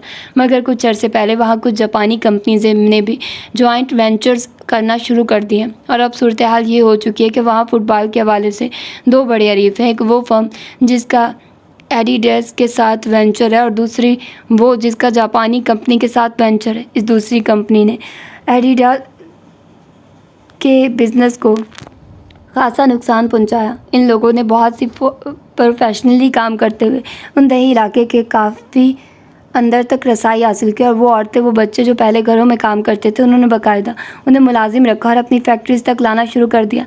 फिर वर्कर्स के लिए फैसिलिटीज़ की भरमार कर दी। नतीजा ये हुआ कि वहाँ अच्छे वर्कर्स ने उस नई फर्म के लिए काम करना शुरू कर दिया और एलईडीज़ को एक ज़बरदस्त झटका लगा फुटबॉल के बिज़नेस के हवाले से, क्योंकि उनके लिए काम करने वालों की तादाद में कमी हो गई। और दूसरी तरफ जिस फुटबॉल की स्टिचिंग 7-8 रुपए में होती थी, वो एकदम 11-12 रुपए में पड़ने लगा, क्योंकि वर्कर्स ने ज़्यादा रुपया मांगना शुरू कर दिया। दूसरी तरफ ये भी हुआ कि अमेरिका में फ़ुटबॉल का वर्ल्ड कप होने वाला है, फिर ओलंपिक्स भी आ रहे हैं, इसलिए वहाँ इस वक्त फ़ुटबॉल की बहुत डिमांड है और बहुत महंगी बिक रही है। तो फ़ुटबॉल की मार्केट में अमेरिकी कंपनीज़ का हिस्सा कुछ कम हो गया। पहले जो फ़ुटबॉल सिर्फ अमेरिकन लेबल के साथ बिक रहा था, वो जापानी लेबल के साथ बिकने लगा। तीसरी तरफ यूरोप था, जिसकी मार्केट में अमेरिकी और जापानी लेबल्स ने अफरा तफरी मचाई हुई है, कम अज़ कम फुटबॉल के हवाले से। अब इस सूरत हाल पर काबू पाने के लिए हर एक ने अपने हथकंडे इस्तेमाल करने शुरू किए और पहले हथियार के तौर पर यूरोपियन ममालिक ने NGOs को आगे लाने का फ़ैसला किया। जवाबन अमेरिका ने भी NGOs का मुकाबला NGOs से ही करने का फ़ैसला किया। तय ये किया गया कि इस इंडस्ट्री के हवाले से चाइल्ड लेबर का इशू अगले कुछ सालों में उठाया जाएगा। उमर की मालूमात और बातों पर उसे हैरानी हो रही थी, मगर क्यों? इस वक्त दुनिया में सबसे अच्छा फ़ुटबॉल इसको समझा जाता है जिसकी स्टिचिंग बच्चे करते हैं। बच्चे? अलीज़ा ने बेयकीनी से कहा, मगर बच्चे इतने माहिर तो नहीं होते हैं। आप वहाँ जाकर देखेंगी तो उनकी महारत आपको हैरान कर देगी, मगर बच्चों को उनकी महारत की वजह से बढ़तरी हासिल नहीं है। बच्चों की उंगलियाँ बारीक और नरम होती हैं, उनके हाथ की स्टिचिंग में एक ख़ास किस्म की नफासत होती है। ख़ास तौर पर जब फुटबॉल को पलटा जाता है तो उस वक्त बारीक उंगलियों की वजह से डोरी बड़ी सफाई से खींची जाती है। ये कुछ वैसी ही बात है जिस तरह कारपेट बनाते हुए भी इंटरनेशनल मार्केट में इस कारपेट की कीमत बहुत ज़्यादा होती है जिसे बच्चे बनाते हैं, क्योंकि जब कारपेट में गिरहें लगाई जाती हैं तो बच्चों की बारीक और नरम उंगलियां बड़ों की निस्बत ये काम ज़्यादा सफाई और नफासत से करती हैं। यही मसला इस इलाके का है। गुर्बत बहुत है, इसलिए लोगों ने छोटे छोटे बच्चों को इस काम में लगाया हुआ है। अब यूरोप में चाइल्ड लेबर पर बैन है और वहाँ गवर्नमेंट सरकारी तौर पर ऐसी चीज़ें अपनी मार्केट में तुम्हें नहीं आने देती जिसके बारे में थोड़ा सा भी शक हो कि ये बच्चों ने बनाई है। अमेरिका में भी ऐसा ही है। NGOs जब यहाँ आए तो उन्होंने यही दही इस्लाहात और सोशल डेवलपमेंट का नाम लेकर फैक्ट्स एंड फिगर्स इकट्ठे करने शुरू कर दिए। किस इलाके में किस उम्र से किस उम्र तक के बच्चे ये काम कर रहे हैं, फुटबॉल की इंडस्ट्री से मुंसलिक औरतों की तादाद कितनी है, हॉन्डेड लेबर की रेशो क्या है, उजरतों का रेट क्या है, उन लोगों को किस तरह सहूलियात मैसर है, ये सारा डेटा इकट्ठा किया गया।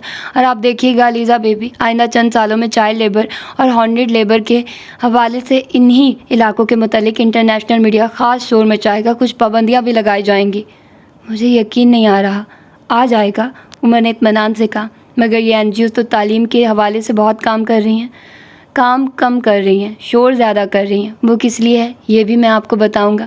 फ़िलहाल तो आप ये जान लें कि अभी इस इलाके में मौजूद फैक्ट्रीज़ या फर्म्स 9000 ISO के सर्टिफिकेट के बगैर हैं और वर्ल्ड ट्रेड ऑर्गेनाइजेशन और GATT के साथ होने वाले मुआहदों के मुताबिक अगले कुछ सालों में हर मुल्क को अपने मार्केट खुली रखनी पड़ेगी, मगर इस मार्केट में उन्हीं फर्म्स या कंपनी का माल जा सकेगा जिसके पास ये सर्टिफिकेट है। और सर्टिफिकेट जारी किया जाता है जब चाइल्ड लेबर, हॉन्डेड लेबर के हवाले से इस फर्म या कंपनी पर कोई इल्ज़ाम ना हो। मगर NGOs ने इतने अच्छे तरीके से डाटा इकट्ठा किया गया है कि वो किसी भी कंपनी या फर्म को इस हवाले से यूरोपियन या अमेरिकन मार्केट में ब्लैक लिस्ट करवा सकते हैं। इन NGOs के पास मुकम्मल रिकॉर्ड है कि कौन सी फर्म कौन से इलाके के कौन से घरों से कितनी तादाद में क्या चीज़ तैयार करवाते हैं। वो ये भी जानते हैं कि वो माल तैयार करने में बच्चों या औरतों का किस हद तक हिस्सा है। अब फ़र्ज़ कर लें कि इस इलाके की किसी फर्म ने किसी अमेरिकन मल्टीनेशनल कंपनी के साथ जॉइंट वेंचर किया। अब उनकी शर्त ये होती है कि फुटबॉल में उनका लेबर लगेगा, इस लोकल फर्म का नहीं, और सारी दुनिया में वो फुटबॉल अमेरिकी फ़ुटबॉल के तौर पर सप्लाई की जाएगी। अब अगर ये लोकल फर्म ये तय कर लेती है कि वो खुद मुख्तार हो जाए और कॉन्ट्रैक्ट ख़त्म करके अपने लेबल के साथ दुनिया में फ़ुटबॉल सप्लाई करे, तो NGOs की मदद से हासिल किए जाने वाले रिकॉर्ड को इस फर्म के मुंह पर मारा जाएगा और कहा जाएगा कि आप तो चाइल्ड लेबर करवाते हैं, हॉन्डेड लेबर के भी जिम्मेदार हैं, इसलिए आपको ISO सर्टिफिकेट जारी नहीं किया जाएगा, जो अगले चंद साल में इंपोर्ट एक्सपोर्ट से ताल्लुक़ रखने वाले हर इदारे के लिए लाजमी हो जाएगा। अब अलीज़ा आप बताइए, वो लोकल फर्म बेचारी क्या करेगी? ज़ाहिर है वो कभी भी किसी मल्टीनेशनल कंपनी के साथ मुआहदा ख़त्म नहीं करेगी और ये सिलसिला चलता ही रहेगा। अलीज़ा कुछ शॉक्ड सी उसकी बातें सुन रही थी। मुझे अभी भी यकीन नहीं आ रहा, अगर वहाँ इतनी एनजीओज़ इस तरह का काम कर रही हैं तो अभी तक मीडिया ने इन चीज़ों को हाईलाइट क्यों नहीं किया? जर्नलिस्ट तो फ़ौरन हर चीज़, ख़ास तौर पर छुपी हुई चीज़ों को ढूंढ लेते हैं। और फिर अगर एनजीओज़ इस तरह का काम कर रही हैं तो उनकी फील्ड फोर्स भी तो बहुत ज़्यादा होती है। उनमें से किसी को ये सब कुछ नज़र क्यों नहीं आता, या वो लोग ये बातें मीडिया तक क्यों नहीं पहुँचाते? अलीज़ा ने बेयकीनी से पूछा था। इसकी भी बहुत सी वजूहात हैं। उमर अब भी संजीदा था। इस इलाके की खुशकिस्मती कह लो या बदकिस्मती, मगर ये पाकिस्तान के उन इलाकों में से एक है जहाँ अक़लियतों की एक बड़ी तादाद आबाद है, और अक़लियतों का भी वो तबका जिसको आप लोअर मिडिल क्लास कहते हैं, जिनके पास सिर्फ ये ऑप्शन होता है कि वो तालीम हासिल ना करके म्यूनसिपैलिटी में स्वीपर का काम कर लें, या तालीम हासिल करने के बाद हॉस्पिटल्स में नर्सों या वार्ड बोर्ड बॉयज़ के आला ओहदे हासिल कर लें, जहाँ पर अक़लियतों के लिए मौक़े को इतना महदूद कर दिया जाए कि उन्हें भूख या बददेयानती में से किसी एक को चुनना पड़े तो वह बददेयानती को चुन लेंगे। इस इलाके में भी यही हो रहा है। फील्ड में काम करने वालों का इंतखाब करते हुए एनजीओज़ अक़लियती तबकों को तरजीह देती है। उनके नज़दीक वो कदरे ज़्यादा काबिल एतमाद होते हैं, मगर इसका ये मतलब कतई नहीं है कि सिर्फ वो लोग ही एनजीओज़ के साथ काम कर रहे हैं। उनके साथ हर तरह के लोग शामिल हैं। रुपए में बड़ी ताकत होती है लीजा, और ख़ास तौर पर तब जब बंदा बेरोज़गार हो। ये लोग काम का बहुत अच्छा मुआवजा देते हैं, पिक एंड ड्रॉप की सहूलत देते हैं, खाना भी मुहैया करते हैं। इसके अलावा भी और कुछ सहूलियात होती हैं।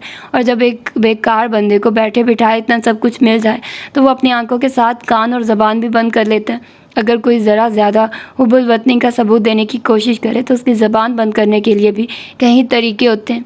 और वैसे भी ये एनजीओज़ इन इलाकों से सिर्फ फील्ड फोर्स के लिए लोग लेती है। ऑफिसर्स या एडमिनिस्ट्रेशन के सारे लोग लाहौर, कराची या दूसरे बड़े शहरों से आते हैं, और वो वही होते हैं जो कई कई सालों से इन एनजीओज़ के साथ मुंसलिक हैं। उनका कच्चा चट्टा छुपाए रखने की कीमत वो डॉलर्स और पाउंड्स में वसूल करते हैं। मगर मीडिया क्यों खामोश है? ये सारी बातें उन लोगों से क्यों पोशीदा हैं? वो अब कुछ फ़िक्रमंद नज़र आने लगी थी। किस मीडिया की बात कर रही हैं आप? न्यूज़पेपर की या टीवी की? दोनों की। टीवी तो कभी एनजीओज़ के बारे में सच दिखा नहीं सकता, क्योंकि ये गवर्नमेंट की पॉलिसी नहीं है। मैंने तुम्हें बताया है ना कि एनजीओज़ को जिन एजेंसीज़ के ज़रिए रुपया मिलता है वो गैर मुल्की हुकूमतों की आलाकार होती हैं, और ये लोग हमारी हुकूमत पर प्रेशर डालते रहते हैं। हुकूमत को एनजीओज़ पर तनकीद टीवी पर दिखाने की क्या ज़रूरत है? इसके पास इतनी ताकत है कि वो इस एनजीओज़ को बैन कर दे। मगर सिर्फ ताकत होने से तो कुछ नहीं होता। गवर्नमेंट किससे लड़ेगी? वो क्या कहते हैं, बेगर्स कांट बी चूज़र्स। गदागर के पास इंतखाब की गुंजाइश नहीं होती। तो हमारा ख्याल भी कुछ ऐसा ही है। अपने मफाद के लिए हम हर चीज़ का सौदा कर लेते हैं। इसलिए गवर्नमेंट भी यही करती है। जहाँ तक न्यूज़पेपर्स का ताल्लुक़ है तो वो कहाँ के पारसा हैं? तुम क्या सोचते हो कि वो वाकई पेपर से? वो तो अपने आप को इस मुल्क का हिस्सा ही नहीं समझते। उनका ख्याल है कि ऐसी एनजीओ से इस मुल्क में वो इनकलाब आ जाएगा जिसकी उन्हें ख्वाहिश है। उसके लहजे में अलीज़ा को कुछ तल्खी महसूस हुई। तो क्या वो तालीम के हवाले से वहाँ सिरे से कोई काम नहीं कर रहे? अलीज़ा ने पूछा। कर रहे हैं, कर क्यों नहीं रहे? दही इलाकों में उन्होंने कुछ स्कूल्स खोले हैं और शोर मचा दिया कि वो इस इलाके में इनकलाब ले आए। उन्होंने किस्मत बदल दिया इलाके की। हालांकि ऐसी कोई ख़ास चीज़ नहीं की है उन्होंने। वहाँ अभी भी उतनी ही गुर्बत है जितनी पहले थी। किसी हद तक बच्चों की स्कूल जाने वाली तादाद में इजाफा हो गया, और कुछ नहीं बदला। वो एक बार फिर खाना खाने लगा। मगर आप ये सब कुछ कैसे इतने वसूख से कह रहे हैं? हो सकता है आपको कोई गलत फहमी हो गई हो, अलीज़ा ने कदरे मोहतात अंदाज में कहा। अलीज़ा बीबी, आपने अपनी सारी ज़िंदगी घर की 4 दीवारों के अंदर गुजार दी है। Protected life. आपको क्या पता कि इस घर के बाहर क्या क्या होता है और कैसे कैसे हो रहा है। मखसूस क्लास में रहती हो, मखसूस सोशल सर्कल है, और मेरा तो ख्याल है कि अब तक दोस्त भी बदले नहीं होंगे। शाला से ही दोस्ती है ना अब तक? अलीज़ा को कुछ हद तक का एहसास हुआ वो क्या कहना चाह रहा था। तुम समझो तुम जन्नत में ज़िंदगी गुजार रही हो अभी तक, और जन्नत में रहकर दोज़ख एक अलुयन ही लगता है जैसे तुम्हें लग रहा है। आप गलत कह रहे हैं। ऐसा भी नहीं है कि मुझे बाहर की दुनिया की कुछ खबर ही नहीं है। हो सकता है मुझे चीज़ों के बारे में ऑथेंटिक इन्फॉर्मेशन नहीं हो जितनी आपको है, मगर मैं बेखबर नहीं हूँ। उसने जैसे कुछ बुरा मानकर कहा, मगर उमर ने उसकी बात पर कोई ध्यान नहीं दिया।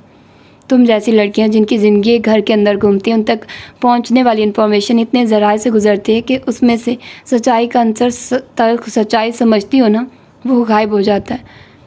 इतना शफाफ वर्जन होता है तुम लोगों के पास चीज़ों का कि तुम लोगों को कोई परेशानी होती है ना खौफ आता है।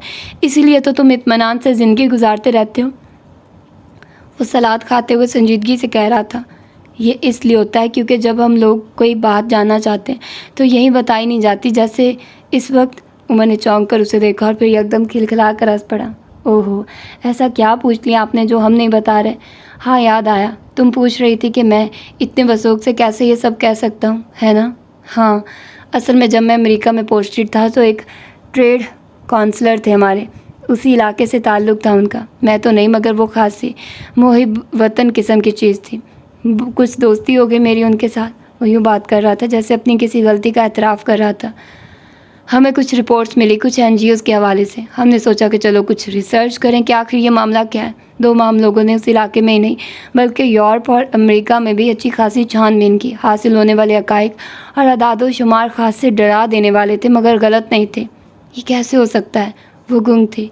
कैसे हो सकता है ये तो मुझे नहीं पता, मगर यही हो रहा है। तुम्हारा डिपार्टमेंट इतने सालों से इस इलाके में आ जा रहा है, मगर मेरे जितनी इन्फॉर्मेशन नहीं होगी। उस इलाके के बारे में हर चीज़ मेरी फिंगर टिप्स पर है। कुछ पूछ लो, पॉपुलेशन के बारे में, किसी लोकेशन के बारे में, किसी फैक्ट्री के बारे में, किसी एनजीओ के बारे में या और किसी चीज़ के बारे में।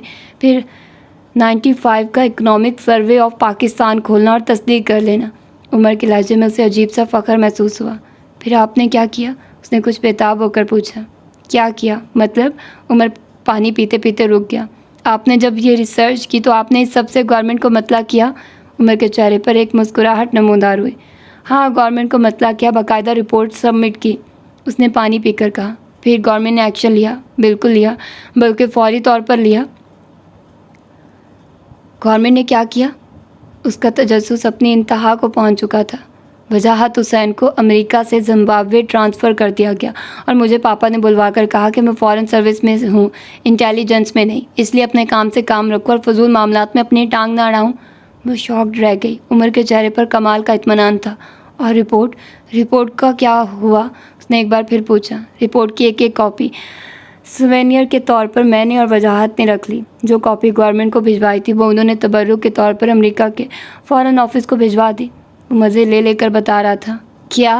वो तकरीबन चिल्ला उठी।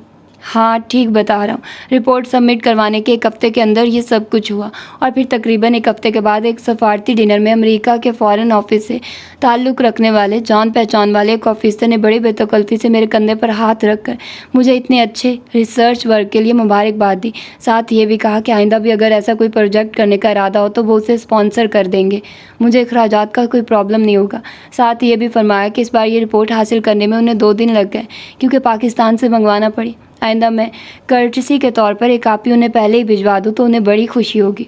अलीज़ा की समझ में नहीं आया वो हंसे या रोए। वो हौनकों की तरह उमर का चेहरा देखती रही। उमर ने मुस्कुरा कर कहा, बिल्कुल यही एक्सप्रेशन मेरे भी थे उस वक्त। बाद में मैं नॉर्मल हो गया, बिल्कुल वैसे ही जैसे तुम हो जाओगे। अलीज़ा ने गहरी सांस ली। आपने कोई एहतजाज नहीं किया? मैंने तो नहीं किया, मुझे अपनी गलती का एहसास हो चुका था। हाँ, वजाहत ने एहतजाज किया। उसने जिम्बाब्वे जाने से इनकार कर दिया तो उसे कहा गया कि फिर वो रिज़ाइन कर दे, तो उसने रिज़ाइन कर दिया। दरअसल वो सेल्फ मेड बंदा था, पता नहीं बजते बजाते कैसे इतने ऊंचे ओहदे पर पहुंच गया। उसकी कोई बैक नहीं थी, बैक होती तो शायद उसके साथ ये सब कुछ ना होता। अलीज़ा को बेख्तियार वजाहत हुसैन पर तरस आया। फिर अब वो क्या कर रहे हैं? ऐश कर रहा है। क्या मतलब? रिज़ाइन करने के तीसरे दिन उसको वर्ल्ड बैंक से जॉब की ऑफ़र हो गई। उसने वहाँ काम शुरू कर दिया। इस वक्त वो तकरीबन $1,00,000 की तनख्वाह पर काम कर रहा है। असल में हुआ ये कि वो रिपोर्ट उन लोगों ने भी देखी। वो बड़े मुतासिर हुए उस बंदे से, जान गए कि उसमें बड़ी सलाहियत है। बस फिर वो उसके पीछे पड़ गया। वो वही है न्यूयॉर्क में। अलीज़ा के पास जैसे लफ्ज़ नहीं रहते। वो उसके सामने कौन सा पंडोरा बॉक्स खोल रखा था।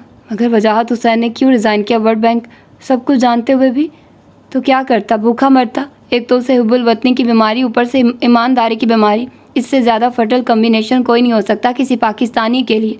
पाकिस्तान में आ जाता तो धक्के खाता इन खूबियों के साथ, और धक्के किसी को भी अच्छे नहीं लगते। फिर उसके बीवी बच्चे थे, जिम्मेदारियां थी उस पर। उसने जो किया बिल्कुल ठीक किया। मेरी तरह उसको भी अपनी गलती का एहसास हो गया, मगर कुछ देर से। उमर, ये कोई गलत काम नहीं है जो आपने किया या जो उन्होंने किया। क्यों गलत काम नहीं है? हमारी ऑफिशियल ड्यूटीज़ में तो ये काम नहीं आता था। इंटीरियर मिनिस्ट्री का काम था। ये जाहिर है हमने उनके काम में टांग अड़ाई। मगर उमर, आप ये ना करते तो शायद सब कुछ छुपा रहता। उसने जैसे उसे तसल्ली देने की कोशिश की। नहीं अलीज़ा बेबी, हमारी गलती यही थी कि हम जाने बूझे हक़ाइक़ को दरियाफ्त करने चल पड़े थे, हालांकि वो बातें सबको पता थी। उसने अलीज़ा को एक बार फिर चौंकाया। क्या मतलब? हाँ, इंटीरियर मिनिस्ट्री अच्छी तरह वाकिफ़ थे, यहाँ तक कि एजेंसीज़ भी हमारी तरह के कई उल्लू ऐसी ही रिपोर्ट्स तैयार करके पेश कर चुके थे। उस इलाके में जाओगी तो ये देखकर हैरान रह जाओगी कि उन एनजीओज़ के दफातर कैबिनेट के इलाके में है, और जाहिर है ये तो नामुमकिन है कि आरी के इलाके में होने वाली ऐसी सरगर्मियाँ आरी की एजेंसी से खुफिया हों, मगर वो भी सिर्फ रिपोर्ट्स दे देते हैं, कुछ कर नहीं सकते। इसलिए हमने कोई ऐसा नया और अनोखा काम नहीं किया। वो अब स्वीडिश पर हाथ साफ करते हुए कह रहा था। लीज़ा को उमर पर रश्क आया। उसकी बाखबरी ने उसे हमेशा की तरह मुतासिर किया। कम अज़ कम मेरे पास कभी भी उमर जितनी मालूमात नहीं हो सकती। उसने दिल में एतराफ़ किया। अब जा रही हो वहाँ तो आंखें खुली रखना, हर चीज़ को उसकी फेस वैल्यू पर मत लेना। थोड़ा सा भी रेशनल हो जाओगी तो हकीकत जानने लगोगी, फिर ज़्यादा मुतासिर नहीं हो सकोगी। वो अब उसे हदायत दे रहा था। लेकिन अब मैं वहाँ जाना ही नहीं चाहती, उसने ऐलान किया। उमर ने हैरानी से उसे देखा। क्या मतलब है तुम्हारा? आप कह रहे हैं कि वहाँ तो ऐसी किसी चीज़ का वजूद ही नहीं जिसका जायज़ा लेने मैं जा रही हूँ। तो फिर ठीक है, वहाँ जाकर मैं वक्त क्यों ज़ाया करूँ? उसने जैसे फ़ौरन तय कर लिया था। यार अजीब अहमक हो तुम, उमर ने कुछ झलाकर कहा। पहले जो आपके डिपार्टमेंट ने कहा आपने वो मान लिया, फिर आपने मेरी बात सुनी तो उस पर यकीन ले आई। हो सकता है मैं झूठ बोल रहा हूँ, तुम आखिर अपना जहन इस्तेमाल क्यों नहीं करती? सच्चाई को खुद दरियाफ्त करो, उसके हर एस्पेक्ट को इन्वेस्टिगेट करो, मगर ये काम खुद करो, अपनी सेंस ऑफ जजमेंट इस्तेमाल करो। नहीं तो ठीक है, वो नहीं जाना चाह रही तो ना जाए, आखिर तुम खुद ही तो कह रहे थे कि ये सब फ्रॉड है। नानो ने पहली बार गुफ्तगू में मदाखलत की। अच्छा ये सब फ्रॉड है, चले इसके बारे में तो मैंने उसे बता दिया। ज़िंदगी में आगे चलकर ये कैसे जानेगी कि कौन सी चीज़ क्या और क्या नहीं? एक बार अपने दिमाग और अपनी आंखों से कुछ देखेगी, कुछ फैसला करेगी तो आगे भी कुछ कर सकेगी। तुम ज़रूर जाओगी अलीज़ा, बल्कि वापस आकर मुझे बताना कि तुमने वहाँ पर क्या क्या सीखा है। उमर का लहजा एकदम नरम हो गया। वो सोच में पड़ गई। जो कुछ मैंने तुम्हें बताया वो इसलिए नहीं बताया कि तुम वहाँ जाना ही छोड़ दो। मेरी किसी बात को अपने जहन पर सवार करने की कोशिश मत करो, सिर्फ यही समझो कि तुम्हारे पास एक और वर्जन आया है। अब तुम्हें यह तय करना है कि दोनों में से किस वर्जन में सच्चाई है। अलीज़ा ने उमर के चेहरे को गौर से देखा। आपको अफसोस नहीं हुआ कि आपकी मेहनत ज़ाया हुई? नहीं, कोई अफसोस नहीं हुआ। ब्यूरोक्रेसी की ऐसी मेहनतें अक्सर ज़ाया होती हैं। ये तो हमारी बेवकूफ़ी थी कि हमने ऐसे काम में अपना वक्त ज़ाया किया। ऐसे तो नहीं सोचना चाहिए, अगर सब लोग इस तरह सोचेंगे तो। उसने कुछ कहने की कोशिश की, मगर उमर ने उसकी बात काट दी। तो मुल्क का क्या होगा, यही कहना चाह रही हो ना? उसने खासी बेरहमी से जुमला मुकम्मल किया। मुल्क का वही होगा जो अब तक हो रहा है। मेरे या वजाहत हुसैन जैसे लोगों से कोई इनकलाब नहीं आ सकता, और हम पर कहाँ फ़र्ज़ है कि हम सिर्फ मुल्क और कौम के लिए ऐसी हमाकतें करके अपना करियर दाव पर लगाते रहें। सिविल सर्विस हमने सोशल वर्क करने के लिए ज्वाइन की थी, अपने स्टेटस को बरकरार रखने के लिए इसमें आए हैं। अलीज़ा चुपचाप उसे देखती रही। वो एकदम ही बहुत बदला हुआ नज़र आने लगा था। उसके सामने चंद लम्हों के अंदर अंदर उसका नया रूप आ गया था, इनसेंसिटिव और इंडिफरेंट। कुछ देर पहले वाला अंदाज ही अक्सर तब्दील हो चुका था। अब तुम क्यों परेशान हो गई हो? मैंने अचानक उससे पूछा। वो कुछ गड़बड़ा गई। नहीं, मैं परेशान नहीं हूँ, मैं सिर्फ सोच रही हूँ। मसलन क्या सोच रही हो? उसने नैपकिन से मुँह साफ़ करते हुए पूछा। यही कि उसने कुछ मोहतात नज़रों से उमर को देखा कि हम लोग तो घर के अंदर ज़िंदगी गुजारते हैं, हमारे सामने चीज़ों का शफाफ वर्जन आता है, इसलिए हमारे बात से बेखबर रहते हैं। हमें कोई परेशानी होती है, ना ही कोई खौफ महसूस होता है, और इसीलिए हम कुछ करने के काबिल नहीं होते। उमर अब मुँह साफ़ करते करते हाथ रोककर गहरी नज़रों से उसे देख रहा था, जो बड़ी रवानी से कह रही थी। मगर वो जिन लोगों की ज़िंदगियाँ घर से बाहर गुजरती हैं, जिनके बकौल वो चीज़ों के असल वर्जन से वाकिफ़ होते हैं, जिन्हें सब कुछ पता होता है, जो ख़ुद को बाखबर कहते हैं, वो इन चीज़ों के सद्भाव के लिए क्या करते हैं? सिर्फ बातें। वो उमर के तासुरात देखे बगैर टेबल से उठ गई। उमर ने हैरानी और ख़ामोशी के साथ उसे बाहर जाते देखा। चल लम्हे वो इस दरवाज़े को देखता रहा जहाँ वो गायब हुई थी। फिर उसके चेहरे पर एक अजीब सी मुस्कुराहट नमूदार हुई। सिर्फ बातें। गुड, उसने नानो की तरफ देखते हुए कहा। उसके लहजे में सताइश थी। अलीज़ा मुझ पर तंज करके गई है गृहिणी, और मुझे खुशी हुई है। वो मुस्कुराते हुए टेबल से उठ गया। मैं वॉक के लिए जा रहा हूँ, चलोगी मेरे साथ? वो शाम के वक्त हस्बे मामूल वॉक के लिए निकल रहा था जब उसने लॉन के कोने में अलीज़ा को क्रिस्टी के साथ देखा। चल लम्हे वो खड़ा उसे देखता रहा, फिर उसकी तरफ बढ़ाया। कदमों की चाह पर अलीज़ा ने सर उठाकर देखा, और उमर को देखकर उसने सर झुका लिया। वो उसके चेहरे को देखकर अंदाज़ा लगा चुका था कि वो सारी दोपहर रोती रही होगी। उसे बेइख्तियार तरस आया। क्या हो रहा है अलीज़ा? उसने बड़े दोस्ताना अंदाज में उसे मुखातिब किया। अलीज़ा ने कुछ जवाब नहीं दिया। सर झुकाए वो उसी तरह घास पर बैठी हुई क्रिस्टी के बालों में उंगलियां फेरती रही। अलीज़ा ने कोई जवाब नहीं दिया। सर झुकाए वो उसी तरह घास पर बैठी हुई क्रिस्टी के बालों में उंगलियां फेरती रही। मुझसे क्या नाराज़ी है यार, वो बेतकल्फ़ी से कहता हुआ खुद भी उसके पास घास पर बैठ गया। वो अब भी उसी तरह खामोश और उसकी तरफ देखने से गुरेज़ा थी। मैं वॉक के लिए जा रहा हूँ, चलोगी मेरे साथ? एक बार फिर उसने बड़े दोस्ताना अंदाज में कहा। अलीज़ा ने कुछ हैरान होकर सर उठाया। उसने पहले कभी उसे साथ चलने की ऑफ़र नहीं की थी, फिर आज क्यों? नहीं, उसके यक लफ्ज़ी जवाब ने उमर को मायूस नहीं किया। मगर ग्रैनी कह रही थी कि मैं तुम्हें साथ ले जाऊँ। क्यों? वह हैरान हुई। ये तो पता नहीं, मगर अंदर से निकलते हुए उन्होंने मुझसे कहा कि अलीज़ा बाहर लॉन में बैठी है, उसे साथ ले जाओ। 1-1.5 घंटा वॉक करेगी तो ठीक हो जाएगी। ये उन्होंने कहा? उसने बेयकीनी से पूछा। हाँ, उन्होंने ही कहा, मगर अब तुम जाना नहीं चाहती तो मैं उनसे जाकर कह देता हूँ। वो उठकर खड़ा हो गया। नहीं ठीक है, मैं चलती हूँ। वो एक लम्हे की हिचकिचाहट के बाद एकदम उठकर खड़ी हो गई। दैट्स ग्रेट, वो बेख्तियार मुस्कुराया। साथ चलते चलते दोनों गेट से बाहर आ गए। फुटपाथ पर आते ही उसने अलीज़ा को मुखातिब किया। तुम रोती रही हो? वो ठटकी। उसे उमर से ऐसे सब किसी सवाल की तवक्को नहीं थी। नहीं, चल लम्हों उसने कहा। उमर ने एक नज़र खामोशी से उसे देखा। वो सामने सड़क पर देख रही थी। उसने अलीज़ा के जवाब पर कोई तबसरा नहीं किया। चल लम्हे। उसी तरह खामोशी से चलते रहने के बाद उसने अलीज़ा से पूछा, कभी वॉक के लिए आती हो? नहीं। क्यों? मुझे अच्छा नहीं लगता। तुम पहली लड़की हो जिसके मुँह से मैं ये सुन रहा हूँ, उसने खासी बेतकल्फ़ी से कहा। इस बार अलीज़ा खामोश रही। थोड़ी बहुत एक्सरसाइज तो ज़रूरी होती है, बंदा फिट रहता है। उसने एक बार फिर बात का सिलसिला जोड़ने की कोशिश की। वो एक बार फिर खामोश रही। एक्सरसाइज तो किसी को बुरी नहीं लगती। उमर ने हिम्मत नहीं आ रही। उसकी खामोशी हनूज़ कायम थी। मुझे तो अच्छा लगता है जॉगिंग करना, वॉक के लिए जाना, हफ्ते में 2-3 बार जिम जाना। अलीज़ा ने इस बात पर भी कोई तबसरा नहीं किया। वो कुछ देर उसके जवाब का मुंतज़िर रहा, फिर जैसे तंग आ गया। क्या सिर्फ मैं ही बोलता रहूँगा, तुम कुछ नहीं कहोगी? अलीज़ा ने सिर्फ गर्दन मोड़कर उसे देखा। आप खुद बातें कर रहे हैं, मैंने तो नहीं कहा। उसने कुछ खफगी से उमर को देखा। मैं इसलिए बातें कर रहा हूँ क्योंकि यार मेरा दिल चाह रहा था आपसे बातें करने को। मैं इसलिए बातें नहीं कर रही क्योंकि मेरा दिल नहीं चाह रहा आपसे बातें करने को। उमर उसके जवाब पर बेख्तियार हंस पड़ा। मैंने ये वाकई नहीं सोचा कि तुम्हारे बात ना करने की वजह यह भी हो सकती है। उमर ने टिकट्स ली और वह दोनों रेस कोर्स में दाखिल हो गए। शाम हो चुकी थी और पार्क की लाइट्स ऑन थी। जॉगिंग ट्रैक पर आने के बजाय वो वॉकिंग ट्रैक पर आ गए। उमर अब खामोश था। काफ़ी देर वो खामोशी से चलते रहे। फिर उमर एक बेंच की तरफ बढ़ गया। आओ कुछ देर वहाँ बैठते हैं, उसने कहा। अलीज़ा ने खामोशी से उसकी तकलीद की। बेंच पर बैठने के बाद दोनों कुछ देर तक पार्क में फिरने वाले लोगों को देखते रहे। कराची में क्या हुआ था अलीज़ा? बहुत नरम और मध्यम आवाज़ में एक जुमला उसके करीब गूंजा। उसकी सारी हसियात एकदम बेदार हो गई। गर्दन मोड़कर उसने उमर को देखा। वो उस पर नज़र जमाए हुए था। तुम्हें कौन सी चीज़ परेशान कर रही है? इस बार सवाल ज़रा मुख्तलिफ अंदाज में था। कराची में कुछ नहीं हुआ और मुझे कोई चीज़ परेशान नहीं कर रही, और अगर आप मुझसे दोबारा इस तरह की कोई बात पूछेंगे तो मैं यहाँ से चली जाऊँगी। उमर ने उसके चेहरे पर बेतहाशा खौफ देखा, मगर वो उसी तरह पुरसुकून था। ठीक है, मैं मान लेता हूँ कि कराची में कुछ नहीं हुआ और तुम परेशान भी नहीं हुई। फिर पेपर्स में क्या हुआ? उसका लहजा भी नरम था। कुछ नहीं हुआ, बस मैं डफर हूँ, डल हूँ, मुझे कुछ नहीं आता, मुझे कुछ आ ही नहीं सकता। ये सब तुम्हें किसने बताया? वो अब भी इत्मीनान से पूछ रहा था। मैंने खुद से सोचा है। गलत सोचा है? नहीं, बिल्कुल ठीक सोचा है। एक टेस्ट में होने वाली नाकामी तुम्हारे लिए इतनी बड़ी चीज़ बन गई है। वो जवाब में कुछ बोल नहीं सकी। उमर को अचानक एहसास हुआ कि वो रो रही थी। पार्क में अंधेरा इतना बढ़ चुका था कि वो उसके चेहरे पर फैलने वाली नमी को देख नहीं सकता था, और वो शायद इसी बात का फ़ायदा उठाते हुए बेआवाज़ रो रही थी। आंसू बहाने की बजाय तुम अपने प्रॉब्लम्स को हल करने की कोशिश क्यों नहीं करती? मैं नहीं कर सकती, मैं कुछ भी नहीं कर सकती। मेरा कोई फ़ायदा नहीं, ना खुद को ना किसी दूसरे को। नानो ठीक कहती है, मैं हमेशा दूसरों के सामने उनकी बेइज्जती का बाइस बनती हूँ। मैंने सोच लिया मैं कुछ नहीं करूँगी, मैं कॉलेज भी नहीं जाऊँगी। वह बच्चों की तरफ बिलखते हुए कह रही थी।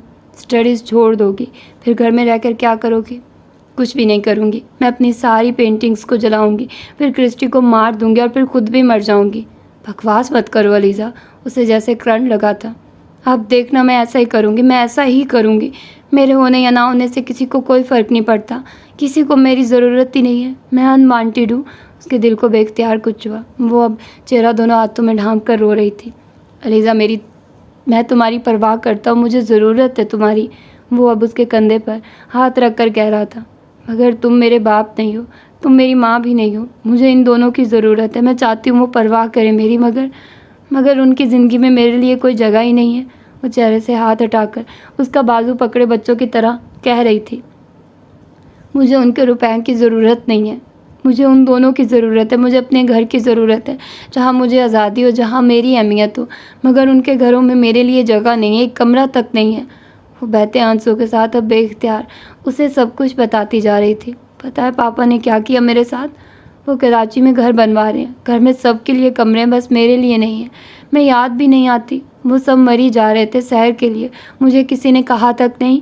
वो खामोशी से उसके आंसू देखता और शिकवे सुनता रहा। मम्मी मुझे हर साल अपने पास बुलाती हैं, मगर वो भी अपने पास रखने को तैयार नहीं। उन्हें सिर्फ अपने बच्चों की परवाह होती है, अपने शौहर की फ़िक्र होती है, मेरी नहीं। मैं सोचती हूँ फिर मेरी ज़िंदगी का क्या फ़ायदा जब मैं अपने पेरेंट्स पर ही बोझ बन चुकी हूँ। वो एक बार फिर फूट फूट कर रोने लगी। बस या अभी तुमको कुछ और कहना है? उसके कंधे पर बाजू फैलाकर उसने बहुत बड़े नरम लहजे में पूछा। वो खामोशी से रोती रही। खासी देर रोने के बाद उसकी सिसकियाँ और हिचकियाँ आहिस्ता आहिस्ता दम तोड़ने लगी। फिर वो जैसे नढाल होकर खामोश हो गई। अलीज़ा, अब मेरी कुछ बातें गौर से सुनो। सबसे पहली बात तो ये है कि तुम जितना चाहो रो लो, लेकिन तुम्हारे पेरेंट्स इस तरह कभी नहीं तुम्हें मिल सकते जिस तरह तुम चाहती हो। उन दोनों की अपनी अपनी ज़िंदगी, अपना घर है, उनकी तरजीहात बदल चुकी है और ये सब कुछ नेचुरल है। अलहदगी के बाद ऐसा ही होता है, जो जगह तुम उनकी ज़िंदगी में चाहती हो वो नहीं मिल सकती, ना आज ना ही आइंदा कभी। और तुम्हें इस जगह को तलाश करने की ज़रूरत, कोशिश भी नहीं करनी चाहिए। बहुत संजीदगी मगर बड़ी नरमी से उसे समझा रहा था। मगर इसका ये मतलब नहीं है कि ऐसा कोई नहीं है जिसे तुम्हारी ज़रूरत ना हो। ऐसे बहुत से लोग हैं जो तुम्हारी परवाह करते हैं, तुम्हारे बारे में फ़िक्रमंद रहते हैं। उनके नज़दीक तुम अहम भी हो। ग्रैनी तुमसे जल्द नाराज़ हो जाती है, मगर इसका ये मतलब नहीं कि उन्हें तुमसे मोहब्बत नहीं है। उन्होंने तुम्हें पाला है, वो तुमसे मोहब्बत भी करती हैं, बस उनके इजहार का तरीका मुख्तलिफ है। फिर ग्रैंड पा हैं, क्या तुम ये कहोगी कि उन्हें भी तुमसे मोहब्बत नहीं है? तुम्हारी फ्रेंड्स हैं, क्रिस्टी और मैं भी तो हूँ। हम सबको अलीज़ा सिकंदर की बहुत बहुत ज़रूरत है। वो बेयकीनी के साथ सर उठाए उसका चेहरा देख रही थी। तुम में इतनी ही खूबियाँ और खामियाँ हैं जितनी मुझ में या किसी भी दूसरे नॉर्मल बंदे में।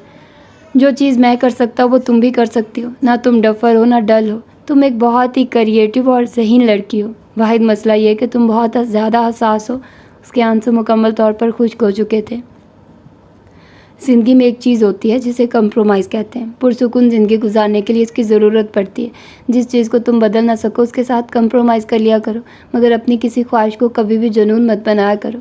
ज़िंदगी में कुछ चीज़ें ऐसी हैं जो हमें नहीं मिल सकती, चाहे हम रोएं या चिल्लाएं या बच्चों की तरह एड़ियाँ रगड़ें, क्योंकि वो किसी दूसरे के लिए होती हैं। जैसे तुम्हारे पेरेंट्स अब किसी और के पेरेंट्स हैं, तुम्हारा घर किसी और का घर है, मगर इसका ये मतलब नहीं होता कि ज़िंदगी में हमारे लिए कुछ होता ही नहीं। कुछ ना कुछ हमारे लिए भी होता है। जैसे किसी माहिर उस्ताद की तरह उसे गुर सिखा रहा था। तुम्हारे सामने अभी पूरी ज़िंदगी पड़ी है। तुम्हारी शादी होगी, तुम्हारा अपना घर होगा, एक अच्छा शौहर होगा और भी बहुत कुछ मिल जाएगा। मगर अभी इस उम्र में ख़ुद को इस तरह ज़ाया मत करो। माना ये सब कुछ तुम्हारे लिए तकलीफ़ दे, मगर तुम खुद को इतना मजबूत बनाओ कि ऐसी तकलीफ़ों को बर्दाश्त कर सको। वो बात करते करते रुक गया। तुम सोच रही हो मैं क्या कह रहा हूँ? अलीज़ा ने बेख्तियार सर हिला दिया। ये सब कुछ तो जो तुम महसूस कर रही हो मैं भी कर चुका। उसकी आवाज़ एकदम धीमी हो गई। मैं जानता हूँ बहुत तकलीफ़ होती है, लेकिन कुछ वक्त गुजरने के बाद सब कुछ ठीक हो जाता है, सब्र आ जाता है, सुकून मिल जाता है। तुम्हारे साथ भी यही होगा। सिर्फ ये मुश्किल वक्त है, इसे किसी न किसी तरह गुजार लो। अपने जहन में से अपने पेरेंट्स को निकाल दो। उनके घरों, ज़िंदगी और बच्चों के बारे में मत सोचो। सिर्फ ये सोचो कि तुम्हें अपने लिए क्या करना है। आप बताइए मुझे ज़िंदगी में क्या करना है, मैं क्या कर सकती हूँ? तुम बताओ, तुम ये तय करो कि तुम्हें अपनी ज़िंदगी में क्या करना और कैसे करना है। मगर मैं कुछ तय नहीं कर सकती, उसने बेबसी से कहा।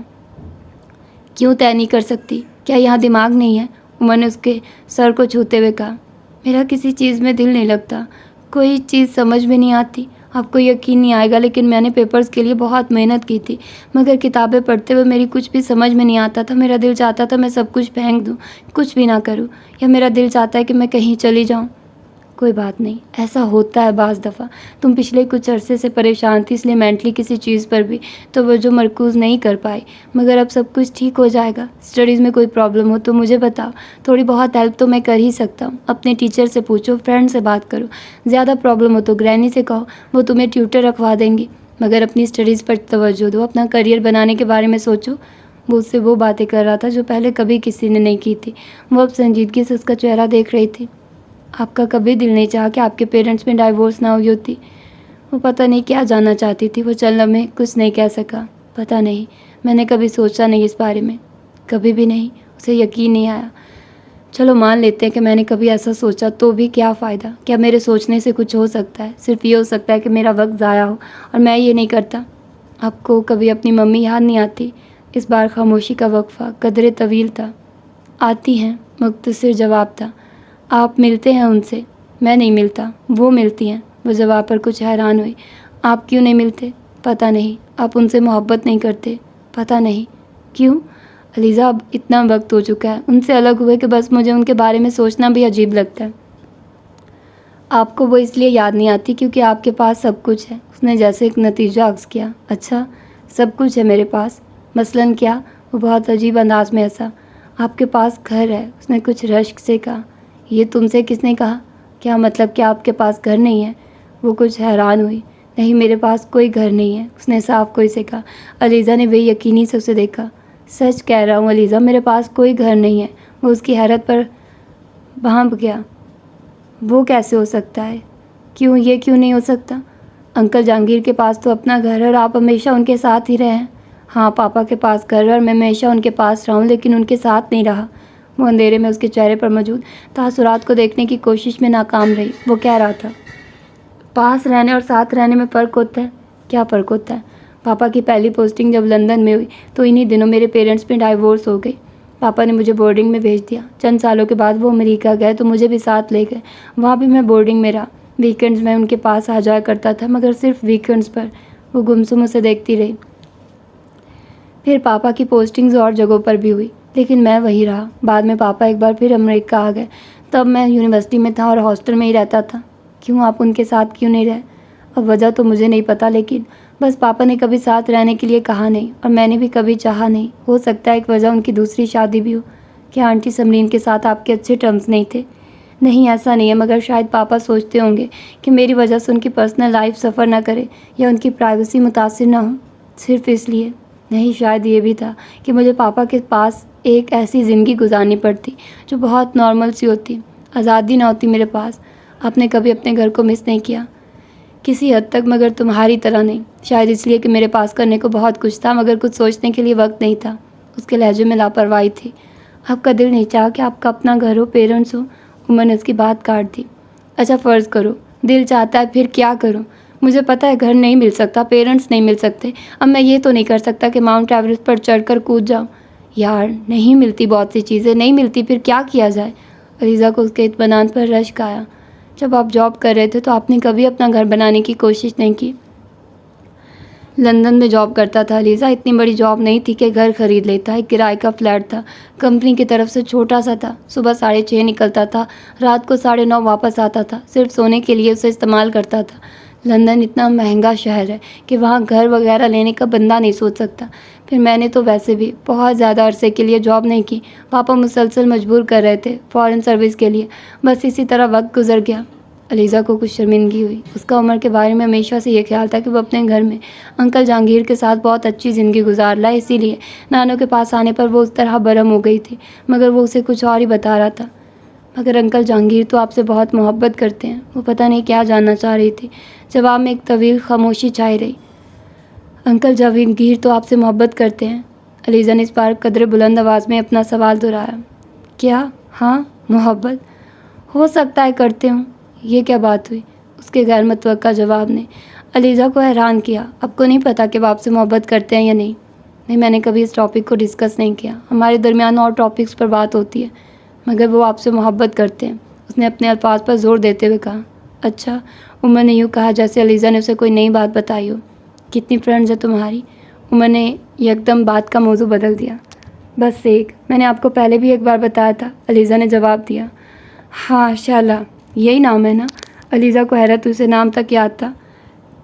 हाँ, आपको पता है तो फिर क्यों पूछ रहे हैं? बस ऐसे ही। तुम्हारी बहुत ज़्यादा दोस्ती है उसके साथ? हाँ, बहुत अच्छी होगी। हाँ, उसे अब उमर से बात करते हुए कोई घबराहट या उलझन नहीं हो रही थी। वो बेख्तियार उसकी बातों के जवाब दे रही थी। और कोई फ्रेंड नहीं है? नहीं, मैं भी नहीं, वो जवाब देते हुए कुछ उलझी। आप भी हैं? शाला जितना क्लोज़ फ्रेंड हो, इस बार पूछा गया। नहीं, उतना तो नहीं, अलीज़ा कुछ सोच कर कहा। अच्छा चलो फ्रेंड्स तो हो ना। हाँ बस ठीक है, इसी खुशी में मैं तुम्हें कुछ खिलाता हूँ। बल्कि तुम बताओ तुम्हें क्या खाना है? कुछ भी नहीं। कम ऑन यार, आज आवारा गर्दी करते हैं, कहीं से कुछ खाते हैं। चलो बर्गर लेते हैं, फिर आइसक्रीम खाएंगे। आज रोने में तुमने खासी एनर्जी वेस्ट की, अब ज़रूरी है ये सब कुछ? उमर ने उठते हुए अपना हाथ उसकी तरफ बढ़ा दिया। उसने उमर का हाथ थाम लिया। रेस कोर्स के दूसरे गेट से वो जेल रोड पर निकल आया। उमर अब उससे लतीफ़े सुना रहा था। वो एक छोटे से बच्चे की तरह उसका हाथ थामे उसके तेज़ कदमों का ताक़ुब करती, उसकी बातों पर किलकिलाने लगी थी। एक लंबा चक्कर काटकर वो शादमान की तरफ निकल आए। फुटपाथ पर लगे हुए बर्गर के एक स्टॉल से उन्होंने बर्गर खरीदे और फिर बेमकसद मार्केट में विंडो शॉपिंग करते हुए बर्गर खाते रहे। अलीज़ा को अचानक एहसास होने लगा, उमर इतना बुरा नहीं था जितना समझ रही थी। उसे उसके साथ इस तरह फिरना अच्छा लग रहा था। अजीब सी आज़ादी और एतमाद का एहसास हो रहा था। बर्गर ख़त्म होने के बाद उमर उसे आइसक्रीम खिलाने के लिए उसी तरह एक और स्पॉट पर ले गया। 4 कोन दे दे, उसने आइसक्रीम मशीन को ऑपरेट करने वाले से कहा। अलीज़ा ने उसे हैरानी से देखा। 4 क्यों यार? 2 खाएंगे, उसने इत्मीनान से रुपए निकालते हुए कहा। मगर मैं तो 1 खाऊंगी। नहीं यार, आइसक्रीम कौन 1 खाता है, हमेशा 2 खाते हैं। अगर अपने रुपए खर्च कर रहे हो और अगर कोई दूसरा खिला रहा हो तो फिर 3 और 4 भी खाई जा सकती हैं, उसने जैसे अलीज़ा को पते की बात बताया। मगर एक वक्त में 2 कैसे खाऊंगी? उसने उमर के हाथ से कोन पकड़ते हुए कहा। ये तुम्हें मैं सिखाऊंगा, तुम आओ तो सही, उसने खुद भी अपनी दोनों कोन्स पकड़ते हुए कहा। फिर वो बड़ी बर्क रफ्तारी से बैक वक्त दोनों कोन्स खाने लगा। उसकी महारत पर यह जाहिर कर रही थी कि वो काम करने का आदी था।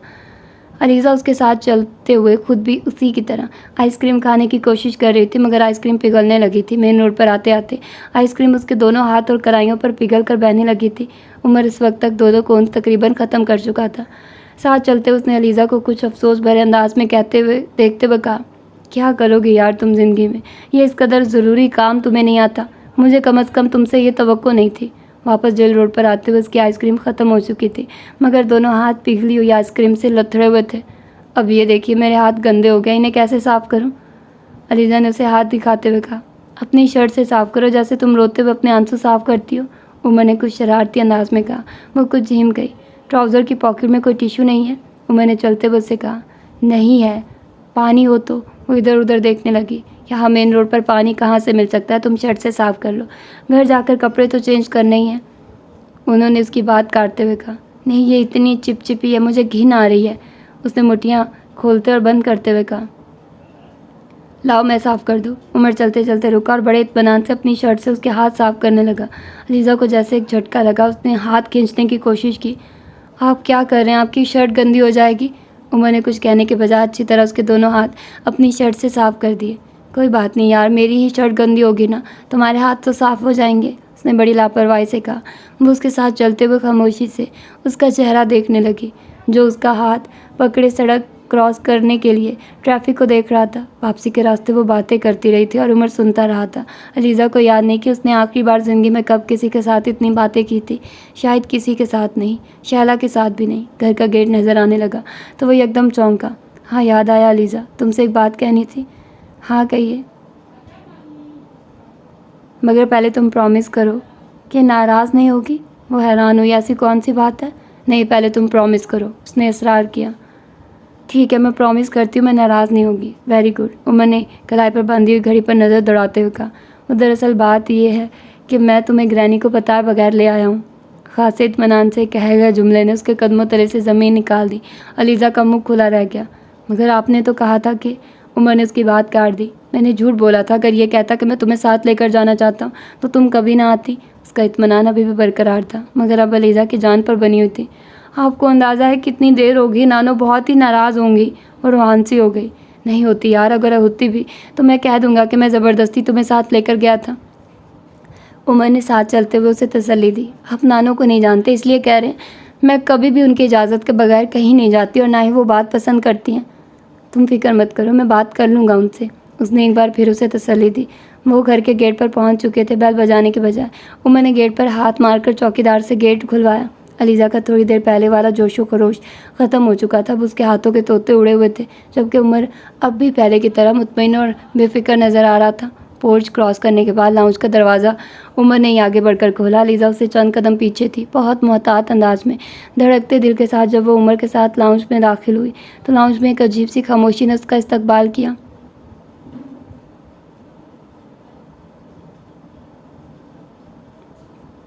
उमर उससे कुछ आगे बिल्कुल साकित खड़ा था। इसके चेहरे पर कुछ देर पहले वाली शगुफ्तगी और मुस्कुराहट गायब हो चुकी थी। अलीज़ा ने कुछ हैरानी के साथ लाउंज में उस चीज़ को तलाश करने की कोशिश की जिसे देखकर उमर की यह हालत हुई थी, और वो उस चीज़ के सामने ही थी। लाउंज के एक सोफे पर नानो के साथ एक औरत बैठी हुई थी। रॉयल ब्लू सिल्क की साड़ी अपने वजूद के गिर लपेटे, कंधों तक तराशीदा बालों और तीखे नकूश वाली उस औरत को अलीज़ा ने पहले कभी नहीं देखा था। वो दोनों इतनी खामोशी के साथ अंदर आए थे कि नानो और उस औरत को पता नहीं चला। वो दोनों चाय पीने के साथ बहुत मध्यम आवाज़ में कोई बात कर रही थी और एक दूसरे की तरफ मतवज्जे थी। नानो बहुत सोशल नहीं थी, मगर फिर भी उनका एक ख़ास हल्का अहबाब था जिनसे उनका मेल मिलाप था, और वो लोग घर आते रहते थे। इस वक्त अलीज़ा भी उस औरत को नानो की ऐसी ही कोई वाकिफ़ समझी थी, मगर आखिर उमर इस औरत को देखकर इस तरह रिएक्ट क्यों कर रहा है? क्या वो उसे जानता है? अलीज़ा ने कुछ हैरान होकर सोचा था, मगर उमर की वाक़फ़ियत तो बहुत महदूद सी है, फिर ये औरत? उसने कुछ उलझते हुए सोचा। तभी उमर ने पढ़कर उसकी तरफ देखा। अलीज़ा चेहरे पढ़ने में माहिर नहीं थी, ना ही वो टेलीपैथी जानती थी। फिर भी इस वक्त उमर के चेहरे को देखकर उसे यूँ लगा था जैसे वो वहाँ से गायब जाना चाहता था। वो कुछ और भी उलझी थी। उमर की आंखों में उसे एक अजीब सी वहशत नज़र आई थी, और उसी वक्त अलीज़ा ने उस औरत को उमर की तरफ मतवज्जे होते हुए देखा। वो एकदम नानो से बातें करते करते रुक गई। फिर अलीज़ा ने उसे चाय का कप मेज़ पर रखते हुए देखा। उसने उमर को देखा, वो भी अब उसी औरत को देख रहा था। फिर अलीज़ा ने उसे कहते सुना, हेलो, हाउ आर यू? जवाब में उस औरत ने जो हरकत की उसने अलीज़ा को शशदर कर दिया था। तो ये थी इसकी तीसरी एपिसोड, और इसकी चौथी एपिसोड आप अब भी सुन सकते हैं। नीचे दिए गए डिस्क्रिप्शन में जो लिंक है उस पर क्लिक करें और फॉरएवर बुक हेवन पर जाकर आप उसको सुन सकते हैं, और काइंडली उस चैनल को सब्सक्राइब भी कर दीजिएगा बगैर किसी देर के, ठीक है? तो फिर मिलते हैं इसकी चौथी एपिसोड में। मैं मजबूर हूँ, इसको मुझे शिफ्ट करना पड़ा उधर, क्योंकि उमैरा अहमद अगर स्ट्राइक भेज दी तो मेरा चैनल डिलीट हो सकता है, इसीलिए मैंने उसको उस चैनल पर शिफ्ट कर दिया। तो खैर उस चैनल को सब्सक्राइब ज़रूर कर दीजिएगा, और ठीक है, फिर मिलते हैं इसकी चौथी एपिसोड में। अल्लाह हाफिज़।